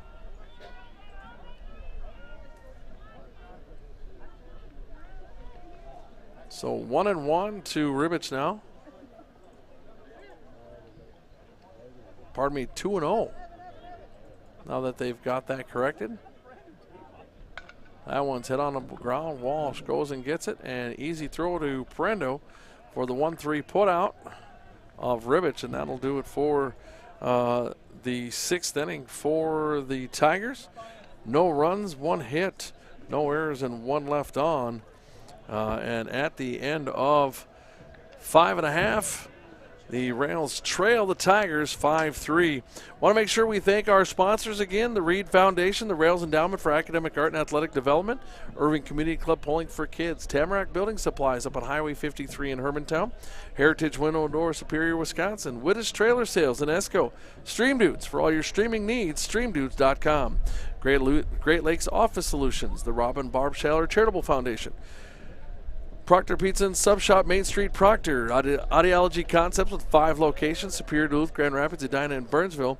And Troy Service Center, Main Street, Proctor. Thank you to all of our sponsors. If you want to be a sponsor and help out Rails TV, feel free to contact myself or Tim Roweeder. You can get our contact information at railstv.net under the About Me tab. You can grab our information there, and you can help out. Also, I want to make sure we give a good shout-out to our students. Working our broadcast today, our director, Braden Snepper, our producer, Ben Allen, on our cameras, Ethan Kilvin, Zach Edelstead, and Arthur Dahl, and scoreboard, tech guru, dancing phenom. What else can I throw in there about you? Amazingly intelligent Aaron Hagg, the one, the only. So thank you to our students for all that they do and allowing us to bring these broadcasts to you live here from Terry Egerdahl Memorial Field and Rails TV. So at the plate for the Rails, Adamski, the right fielder, number 10, hit by pitch in her last at-bat and ran into her own batted ball in the 2nd inning, got her out, and will step into the plate as the Rails trail the Tigers 5-3.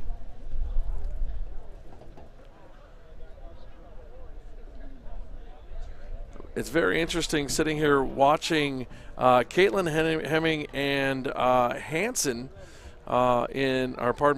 McDonald in left as they are playing rock, paper, scissors against each other during the downtime while the Folkamas were talking.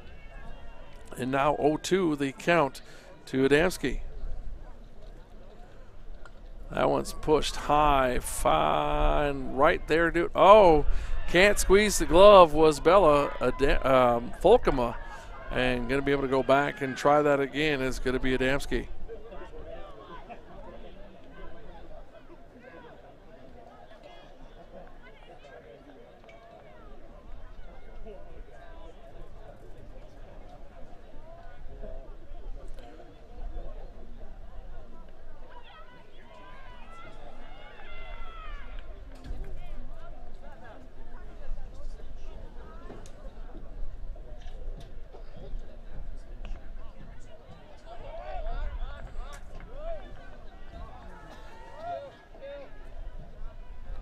So I believe the count should be 2-2. That one's down away, 3-2.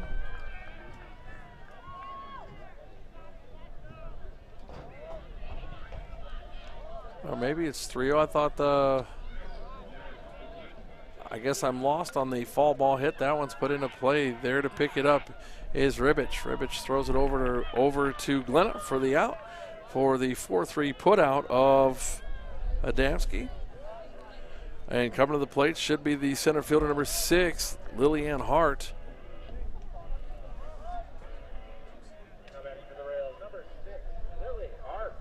Hart comes in 0 for 2 on the day, 2 strikeouts. Both of them were swinging.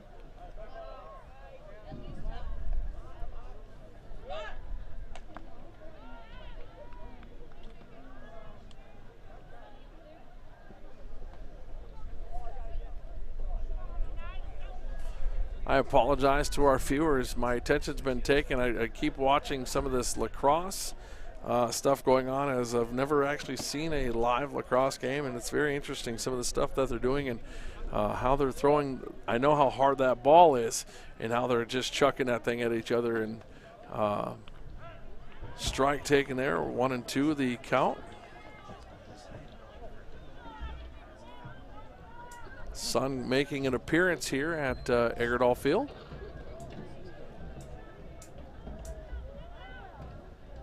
And swinging on that one for strike 3 was Hart, and that'll be 2 down. And coming to the top of the order, the first baseman, number 4, Parendo, will come to the plate. Parendo 1 for 3 today with a single, a K, and a pop out to the third baseman. And she puts that into play, but and that was hit right at Hemming. Hemming comes up firing, nobody there though. The ball bounces all the way to the fence, and that is going to be call it an in the park home run for Parendo. As she advances on the throw that got away.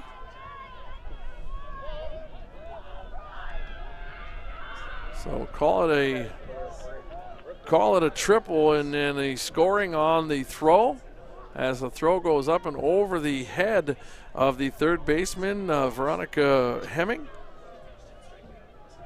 And the Rails now pull within 1 here with 2 outs here in the bottom half of the 6th. That one's put into play, going to be. That's picked up by Pillar, thrown over to Glenna for the out for the 6-3 put out here. And the Rails pull within 1 as 1 run, 1 hit, 1 error, and no one left here in the bottom of the 6th. Your score 5-4. We're going to be back right after this from a couple words from our sponsors.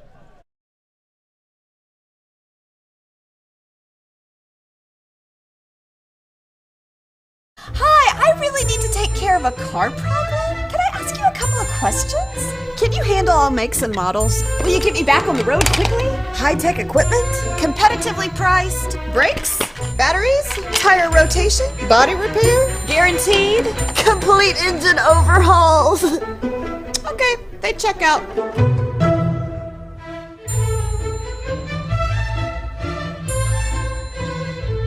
Protect your investments this winter with an enclosed trailer from Wittis Trailer Sales, located in Esco. We also sell cargo trailers, utility trailers, snowmobile trailers, and much more. Did you know we stock a full line of Heineken snowplows? While you're here, shop the largest selection of Mahindra tractors in the area. Don't forget about our service center, ready to tackle jobs of any size. Wittis Trailer Sales in Esco, where customers become friends.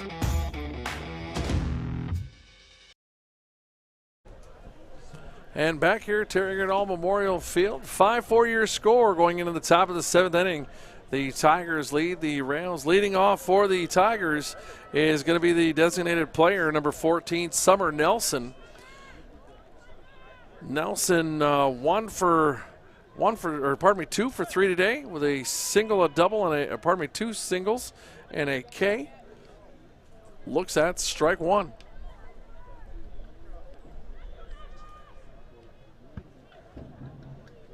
Walsh puts that one in low for a ball.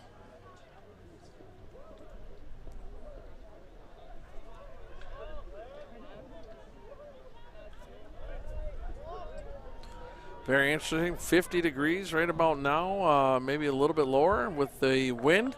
It's supposed to jump to 70 tomorrow, which will be good for the area, as we need to see some warmer temperatures in the Twin Ports area.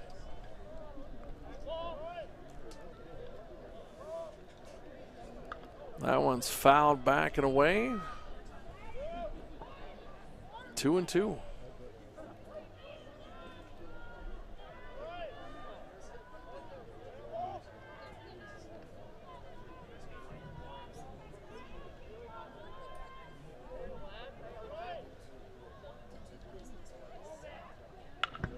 That one's put into play up off the glove all the way to the fence. And going for two on the throw is Nelson. So Nelson with a single there. Hard hit shot. But will end up on second as it gets up and over. And a little trouble at the fence had there by Hart.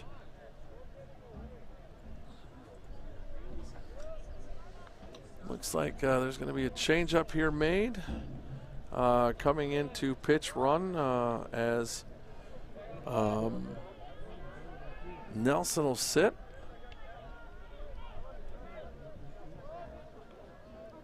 Not sure who it is. Tough to see due to the fact of they're wearing jackets and stuff because of the weather.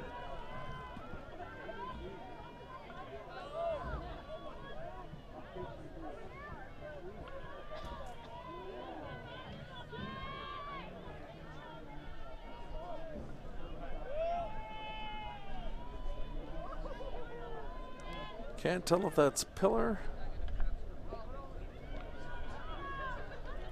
No, that was McDonald.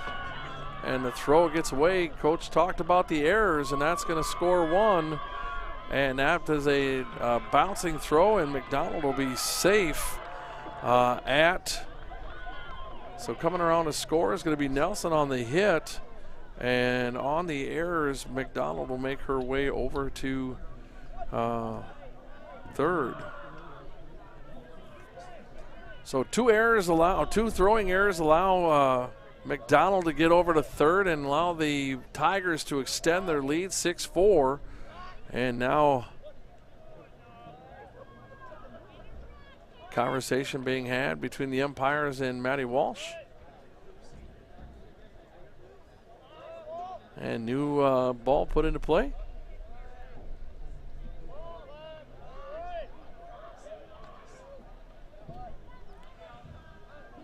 And at the plate is the catcher, number 23, Bella Folkema. Folkema swings on that and a strike.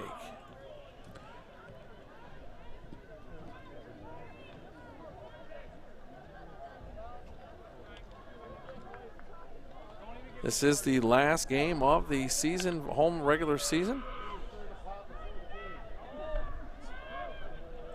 Burke is going to run McDonald down for the out as they get the lead runner.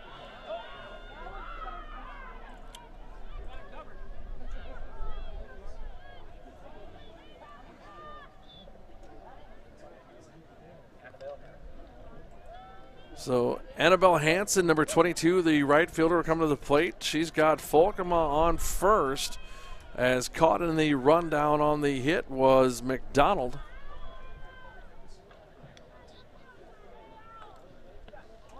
That one's going to miss outside for a ball.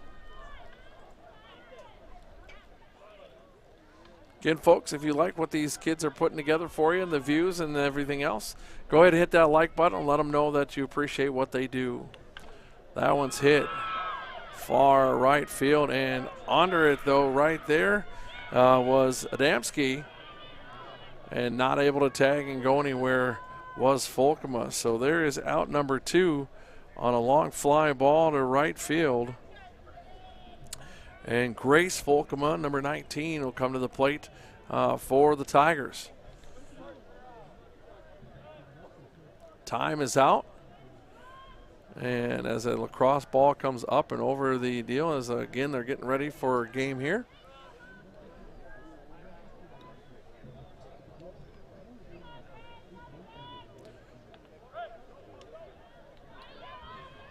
That's going to go up off the glove of Burke and allow Bella Folkema to advance.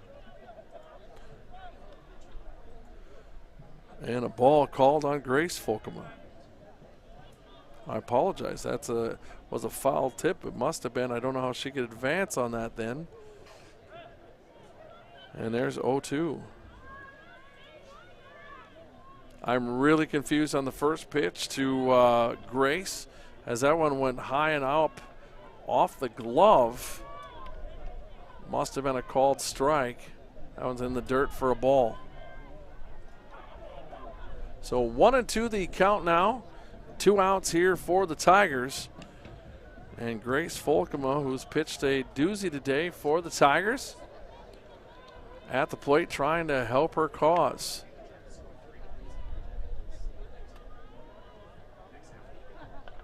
And that's popped up. Burke under it. And can't squeeze the glove. And off the glove and onto the ground. And that'll make it so that Folkema will come back and do it again.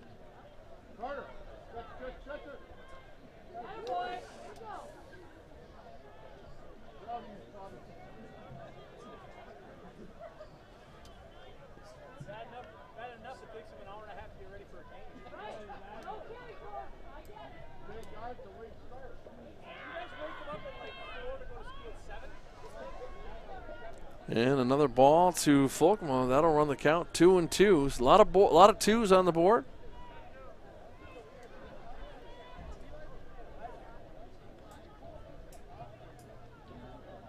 Walsh sets, fires. That one's away and going to get away from Burke again and allow Folkema, that's Bella, to advance to third.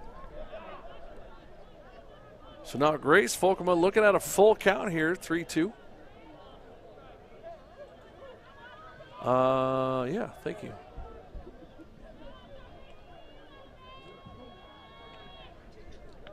And swinging on that one and missing, and that'll be a K to close it out. But the run added on from the hit of McDonald that allowed Nelson to score.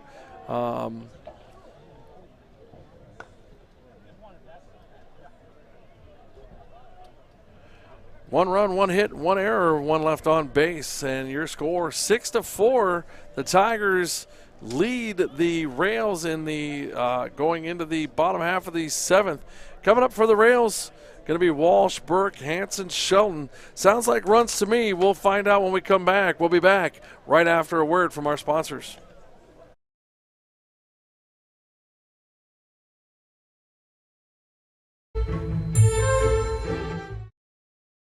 Hi, I really need to take care of a car problem. Can I ask you a couple of questions? Can you handle all makes and models? Will you get me back on the road quickly? High-tech equipment?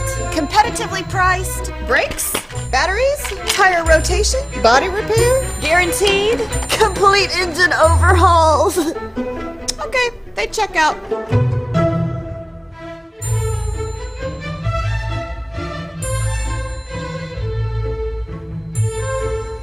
Hi, I'm Dr. J with Audiology Concepts at the Grand Rapids, Minnesota location. I have so many patients who tell me I wish I would have come in sooner because I thought it was just a simple miscommunication here or there, or that the TV just needed to get turned up. Most people with hearing loss in the United States don't have a really severe hearing loss. It's more of a mild to moderate hearing loss, and it happens so gradually over time, you might not even notice it happening. So when you come in, not only have a really great opportunity to give you an update on the status of your hearing, but also to have a conversation about how to protect your hearing.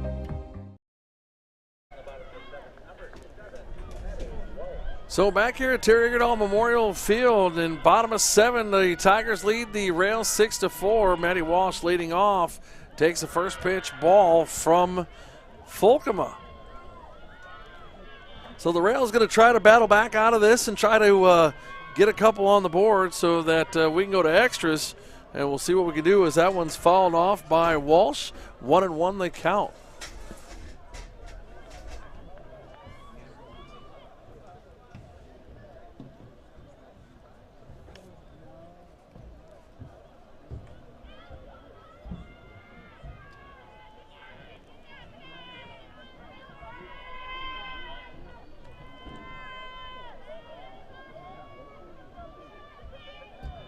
Can hear the dugouts getting loud over there for both teams. That one's going to be downstairs for a ball, 2-1.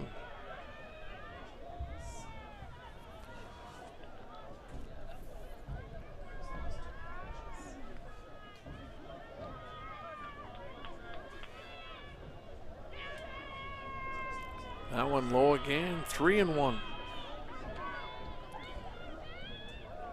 So Walsh patiently at the plate, trying to get on bag so they can try to make something happen here.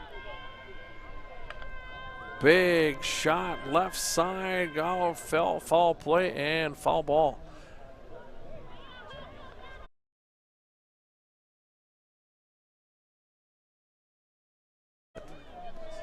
So that was a long fly ball for a strike. We'll come back and do it again. 3-2, the full count.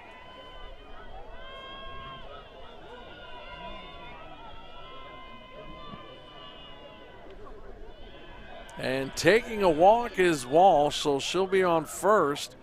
And coming up to the plate is going to be the catcher, number 8, Annika Burke.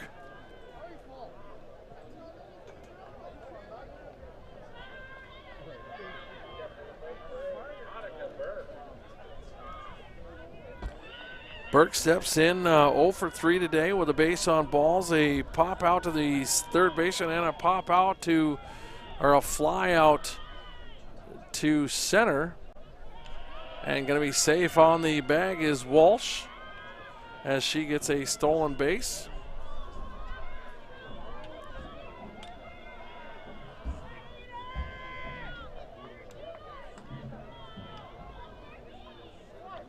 That one's going to be out and away for a ball. So 2-0 the early count to Burke.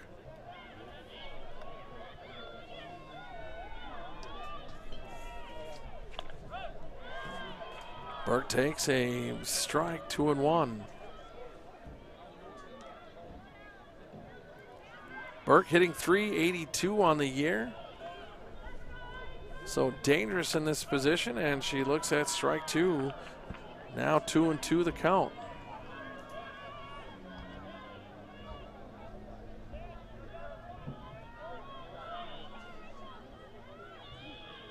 That one's going to be low and inside for a ball, full count.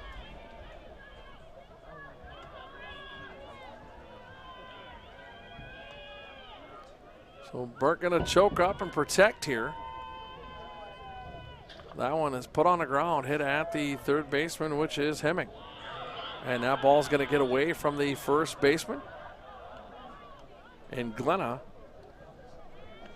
And that's going to allow Burke to reach on the throwing error and move Walsh to third. Now to come to the plate is going to be the second baseman, number 23, Hansen.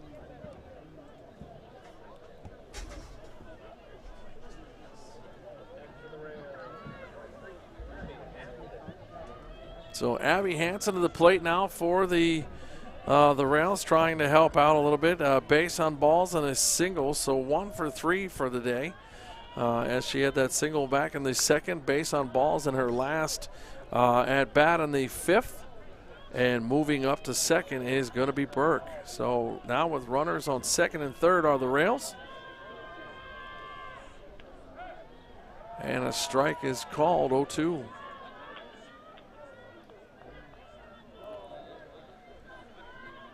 Volkema fighting back here. 2 quick strikes on Hansen. And that one upstairs got her to chase that rise ball, and for strike 3. 1 out now. Sammy Shelton, the third baseman, number 24, coming to the plate. Sammy 3 for 3 for today, 3 doubles. She can clear the bag here. She's got the tying run on second, winning run on at the plate.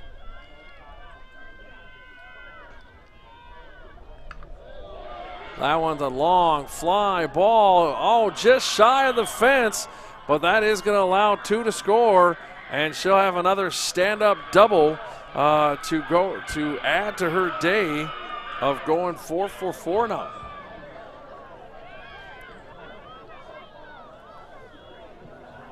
So Sammy Shelton hits another double, goes 4 for 4, all 4 at-bats, doubles. And coming in to have a conversation are the Tigers, as the game is now tied 6-all. Coming to the plate should be Emma Shelton, number 16. Coming to the plate now should be number 16, Emma Shelton. And after a little bit of conversation, the Tigers back into their defensive positions. And Grace Folkema ready to go back to work with Shelton stepping in. Emma Shelton 0 for 3 today, 3 strikeouts.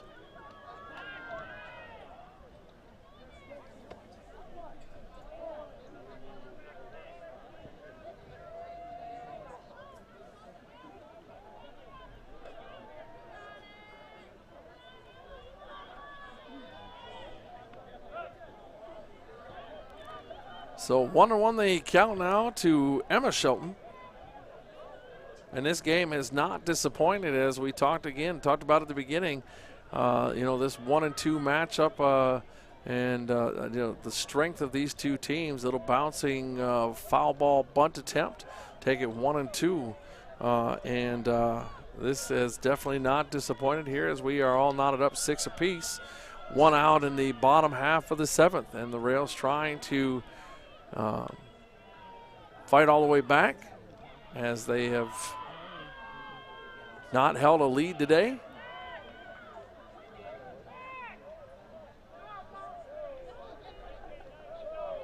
Folkema does make that throw. That was Bella that made that throw. As getting back to the bag kind of a little lazily was Shelton.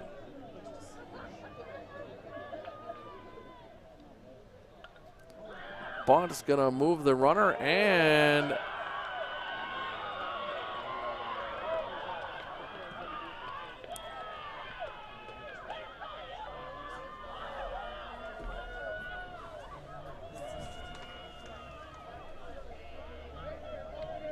so Glenna couldn't handle that, and that's going to allow Emma to get on first. And now at the corners is Shelton. So you got Shelton's at the corners and Adamski at the plate. 0 for 3 today with a hit by pitch that got her on in the 4th inning.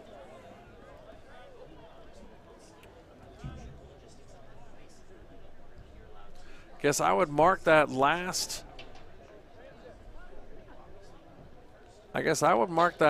One an error. I'm not sure how everybody else is going to score that, but I would mark that an error. And coach calls timeout, and back to it now is going to be Adamski, number 10.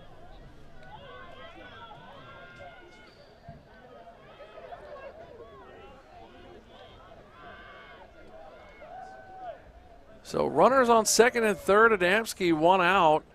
She shows bunt. She does lay it down and nowhere to go. Now bases are going. Oh, I don't think he's going to. The official called it a foul ball. So that'll be a strike. As I couldn't see how it bounced, but it looked like it stayed in the red. But from here out at the football press box, a little harder to see. So 0-2 now to Adamski. Another good bunt. She drops that down, nowhere to go with it. And bases are going to be loaded on the bunt.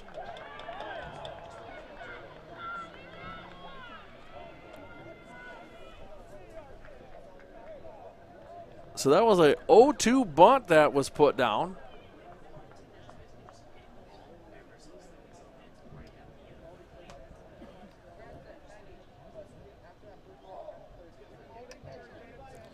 And we got a visit to the mound by one of the coaches from the Tigers. Going to figure something out here. 1 out with bases loaded. I don't know if they're going to make a pitching swap here or not. If they were to make the swap, if they do, it would be, I believe, Pillar and Folkema, Grace Folkema, making the swap. But they are not. They must have just kind of drawn up a play of what they want here with 1 out and bases loaded. With the winning run on 3rd.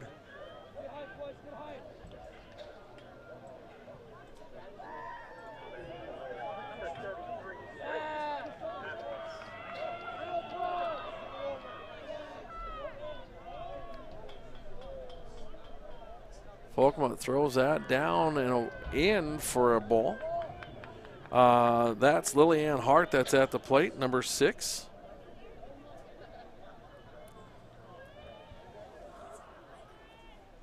No, I take that back. That is number 33 at the plate for the Rails, number 33.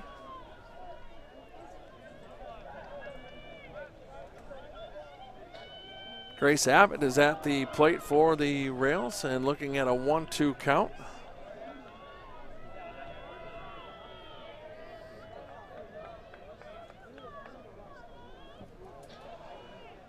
So 1-2 to Abbott. Ball's fired high and just outside for 2-2.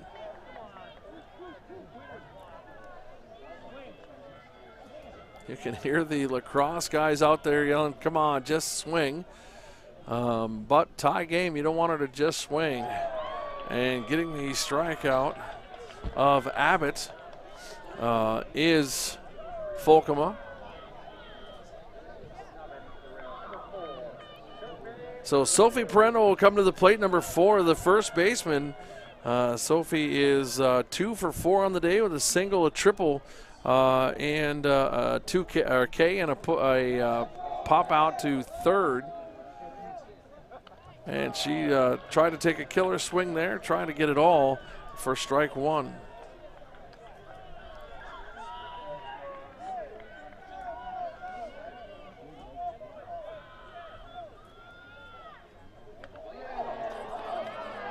Can of corn, and that's railed in by Pillar for the third out. So a pop up to the shortstop for the Rails. They tie it up, but they leave 3 stranded.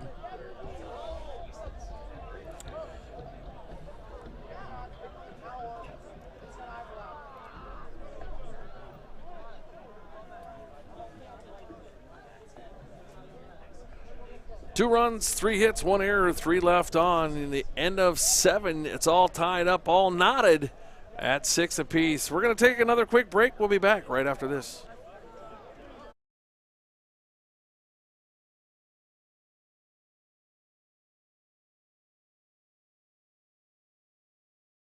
I'm Carrie Bailey, and I am the audiologist with Audiology Concepts at the Duluth and Superior locations. A lot of gentlemen come in and they say, well, my wife is the reason why I'm here. She's been nagging me for weeks and months and years to come get my hearing tested, and I'm just gonna go get my hearing tested just to see where it's at. I want to help people communicate and get over the barriers that we're able to get over, help them live a much better, more fulfilling life. Who will our next generation be? What will they achieve? At Proctor Public Schools, we see great things in the future as we create an environment to educate, engage, and inspire our students to seek adventure, gain knowledge, and make a difference. What do we see in the next generation? We see greatness. Proctor Public Schools. Don't just plan to graduate. Graduate with a plan. Back here at Terry Egerdahl Memorial Field, Ted Kiefert along with a host of amazing students. Braden Schnepper, our director, Ben Allen, our producer. On our cameras, Ethan Kilvin, Zach Edelstead, and Arthur Dahl, and our scoreboard operator, Aaron Hag. Thank you for joining us. Hopefully you're enjoying the program here from Terry Egerdahl Memorial Field, and leading off the top half of the 8th inning as the Rails were able to come back and tie it up 6-6. Is the first baseman, number 15, Glenna. And Glenna tips that up in 0-2.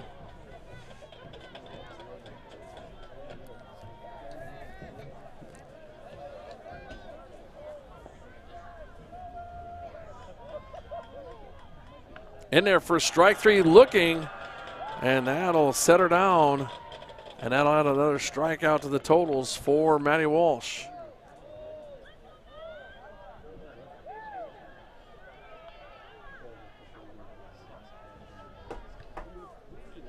Caitlin Hemming, number 11, the center fielder now for And that's going to be a fair ball right down the line and out of play for a ground rule double off the left side fence there. That was going perfectly down the stripe for Henning, and that'll get her on bag and get her at second in scoring position for Veronica Henning, number 20, the third baseman, coming to the plate.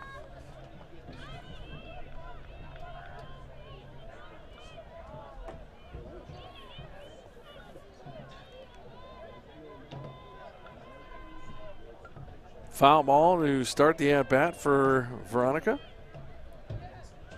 So this is kind of that game that Coach Joyce talked about in the keys to the game, and when he said that, you know, they got to not make the silly errors and they got to be concentrated on it. And, you know, there's been a couple of throwing errors that allowed runs to score, and so hopefully they'll tighten things up here in the top half of the eighth and be able to go down and get a run and move on to the postseason. Big swing and a miss there, 0-2 now.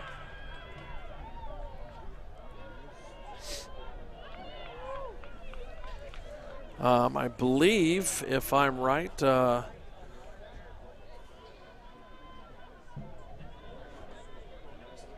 this is also the last game of the season for the Tigers of the regular season, and on that swinging strike, that'll be the second out of the inning, and coming to the plate is going to be the second baseman, number 17, Ribich, Mac Ribich, as she asked me to call her. So Mac at the plate now for the Tigers. Walsh fires, and a big cut there by Mac trying to add a run for a strike. Again, want to thank all the Proctor faithful, but as well all the folks from Rush City joining us.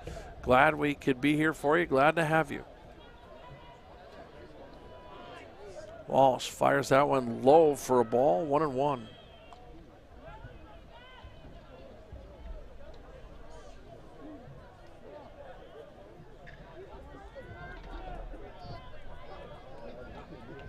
So 1-1 now. Walsh on the stripe, ready to fire, and does. And strike two called.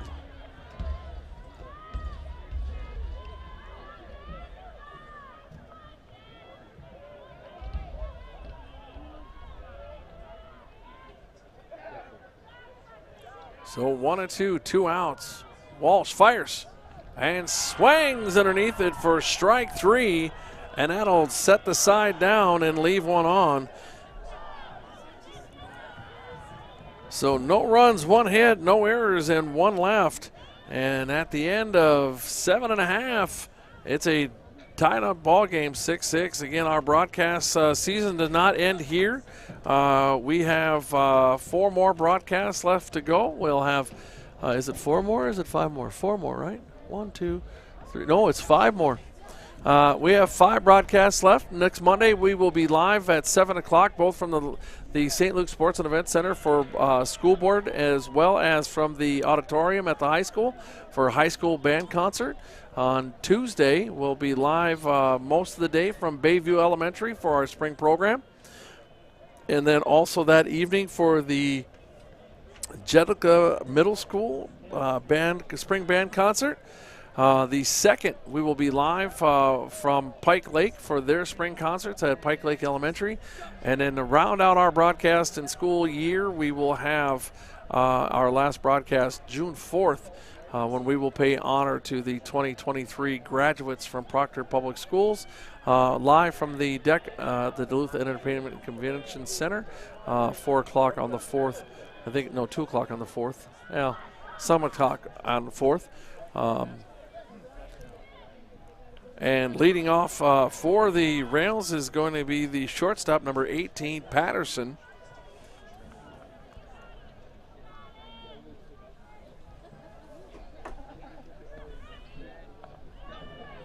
One and one the count. I think it's a 4 o'clock for the graduation. Anybody know? Well, you should know. You're a senior. What time is graduation on the 4th? That is a great question, I was told. And then I was just told, folks, that it's at o'clock. Yes, that is 100% true. Thank you. That one is, what's that? Now they're trying to decipher which at o'clock it's going to be, whether it's Big Ben or something along those lines. Welcome to my world, folks. That one's hit high and right at the catcher, and she misses that in the sun, and that drops for a fall ball. And coming back to do that again is going to be Patterson. So Bella Folkema had that right there, but the sun kind of playing a little bit of trickery.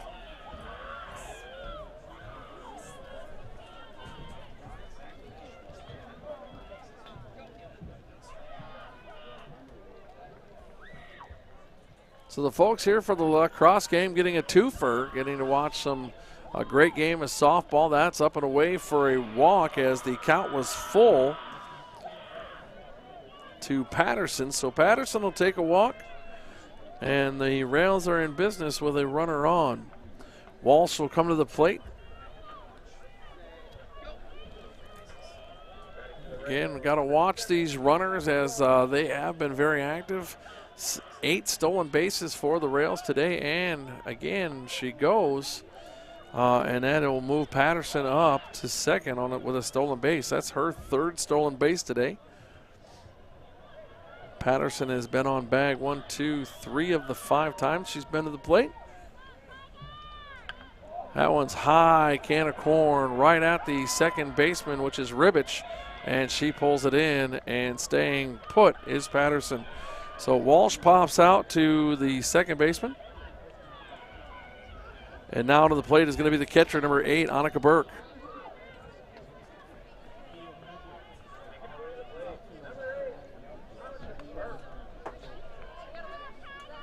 So Burke comes to the plate.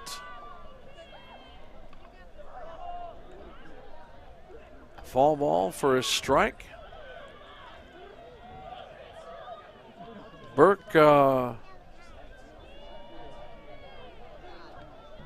1 for 4 with a base on balls and reached on an error. Also has a stolen base on the day back in the 7th inning. She was one of the 2 runs that came around to score on the RBI double by Shelton, her 4th of the day. That's going to be high for a ball. So 2-1 to Burke. Well, Coach talked about being patient in the pregame interview, talked about being patient, being a choosy hitter. That's a foul back for a strike, 2-2. And talked about just, being patient, quality at bats. And for the most part, the Rails have had that today. A couple rushed first pitch swings, but if the strike is there, the strike is there. And if you're going to go get it, you might as well. That one's fouled up and away for a long. Let's do it again.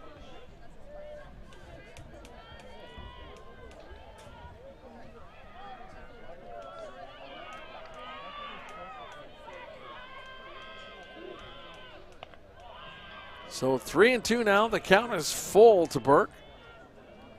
With a runner on second is Patterson.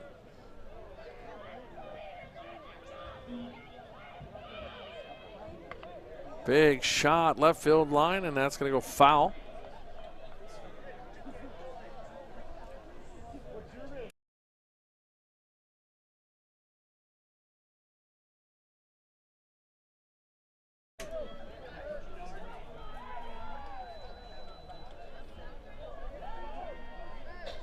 So the ball back in now after the long foul ball down the left field line, and Folkema go back to work on a full count. That's in there, and Burke going to get a walk. That had to have just missed, and Folkema's wondering where that was. So another patient at bat for Burke, 2 bases on balls today. And Abby Hansen, the second baseman, number 23, will come to the plate for the Rails with the runners in scoring position.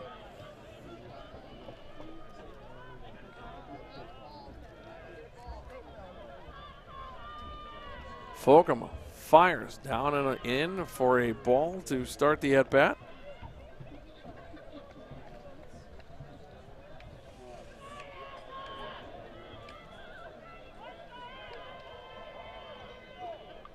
Foul back tip and for a strike, 1-1.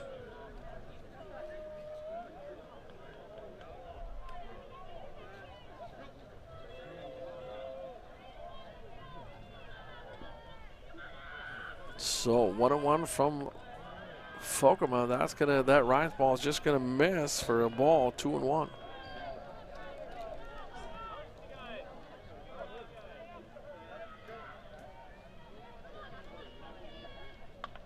That one's hit high. Going back to the fence is Bella Folkema, but no doing as it gets deeper than that. And we'll start that one again, 2-2.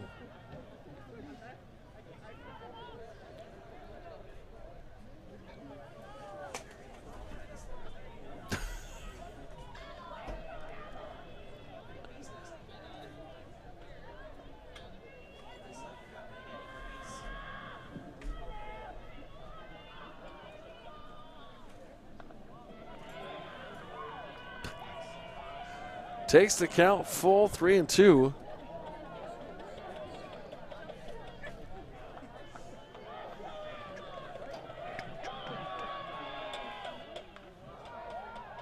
And staying alive is Hanson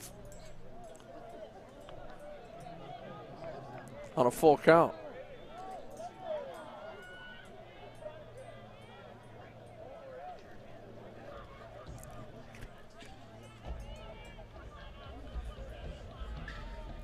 Folkema fires, and that misses, and that's going to put Hanson on bag and going to move everybody up, and you now have bases loaded with Sammy Shelton, who's 4 for 4 today with 4 doubles, coming to the plate. So number 24, Sammy Shelton. Number 24, Sammy Shelton coming to the plate. Again, 4 for 4 today, 4 doubles.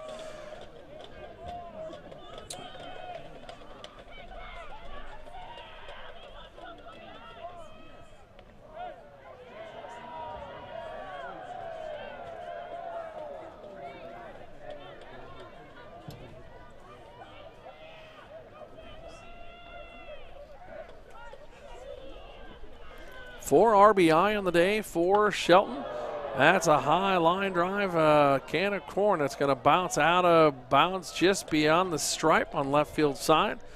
And we'll come back to it again, 0-2.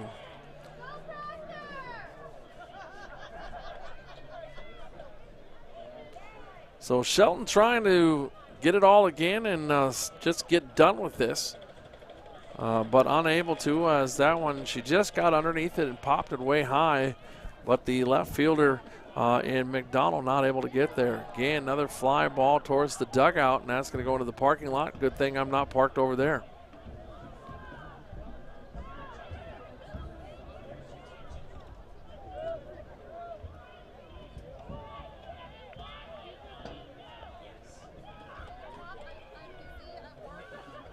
So after a conversation and getting another ball, as I think the umpire was out, stepping in again on an 0-2 count will be Shelton.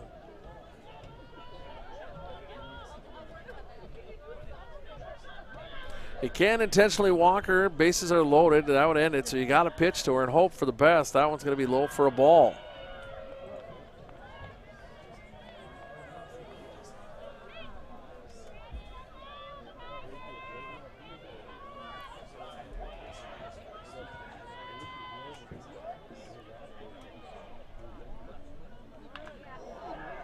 That one's a shot right at the third baseman, and coming up with the throwing error to home.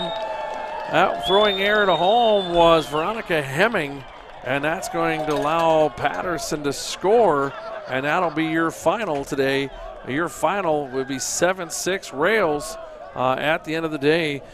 Good quality ball game by both teams. Both teams having a little bit of trouble.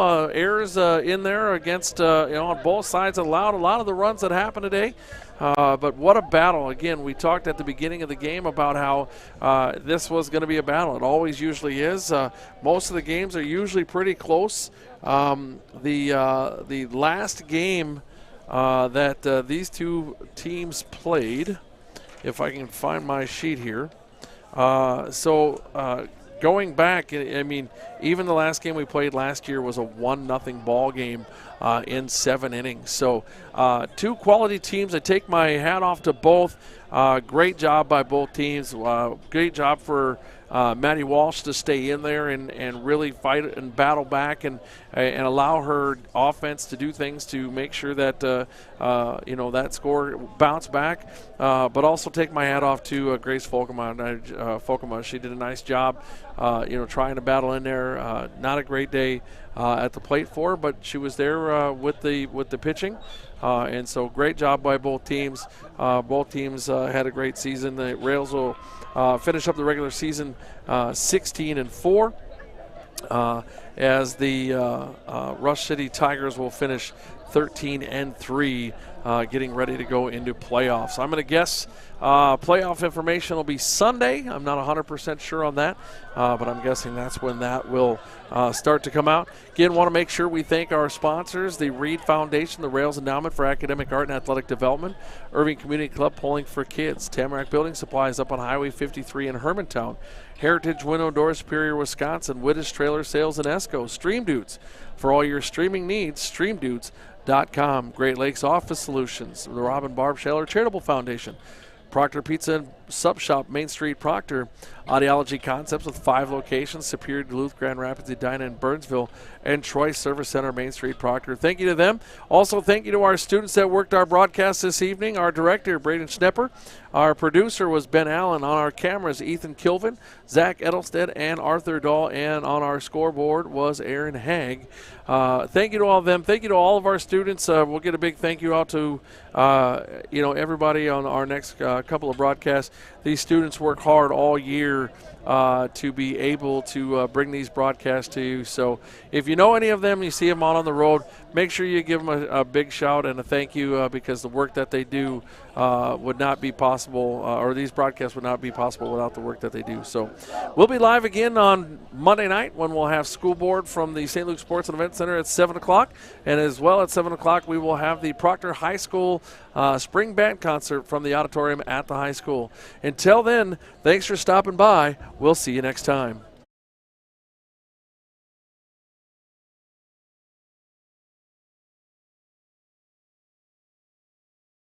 At a crossroads.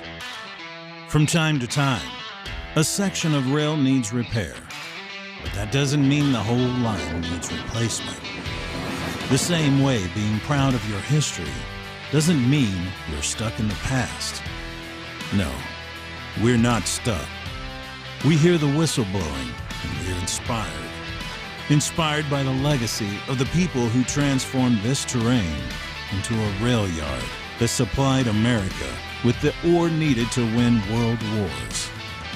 We're inspired by our unshakable identity, hanging tight like David facing down Goliaths, and we're moved by stories of our community's kindness.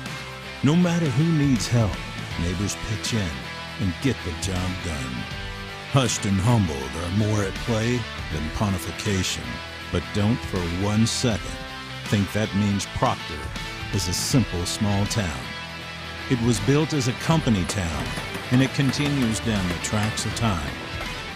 And this rail revival is our destination.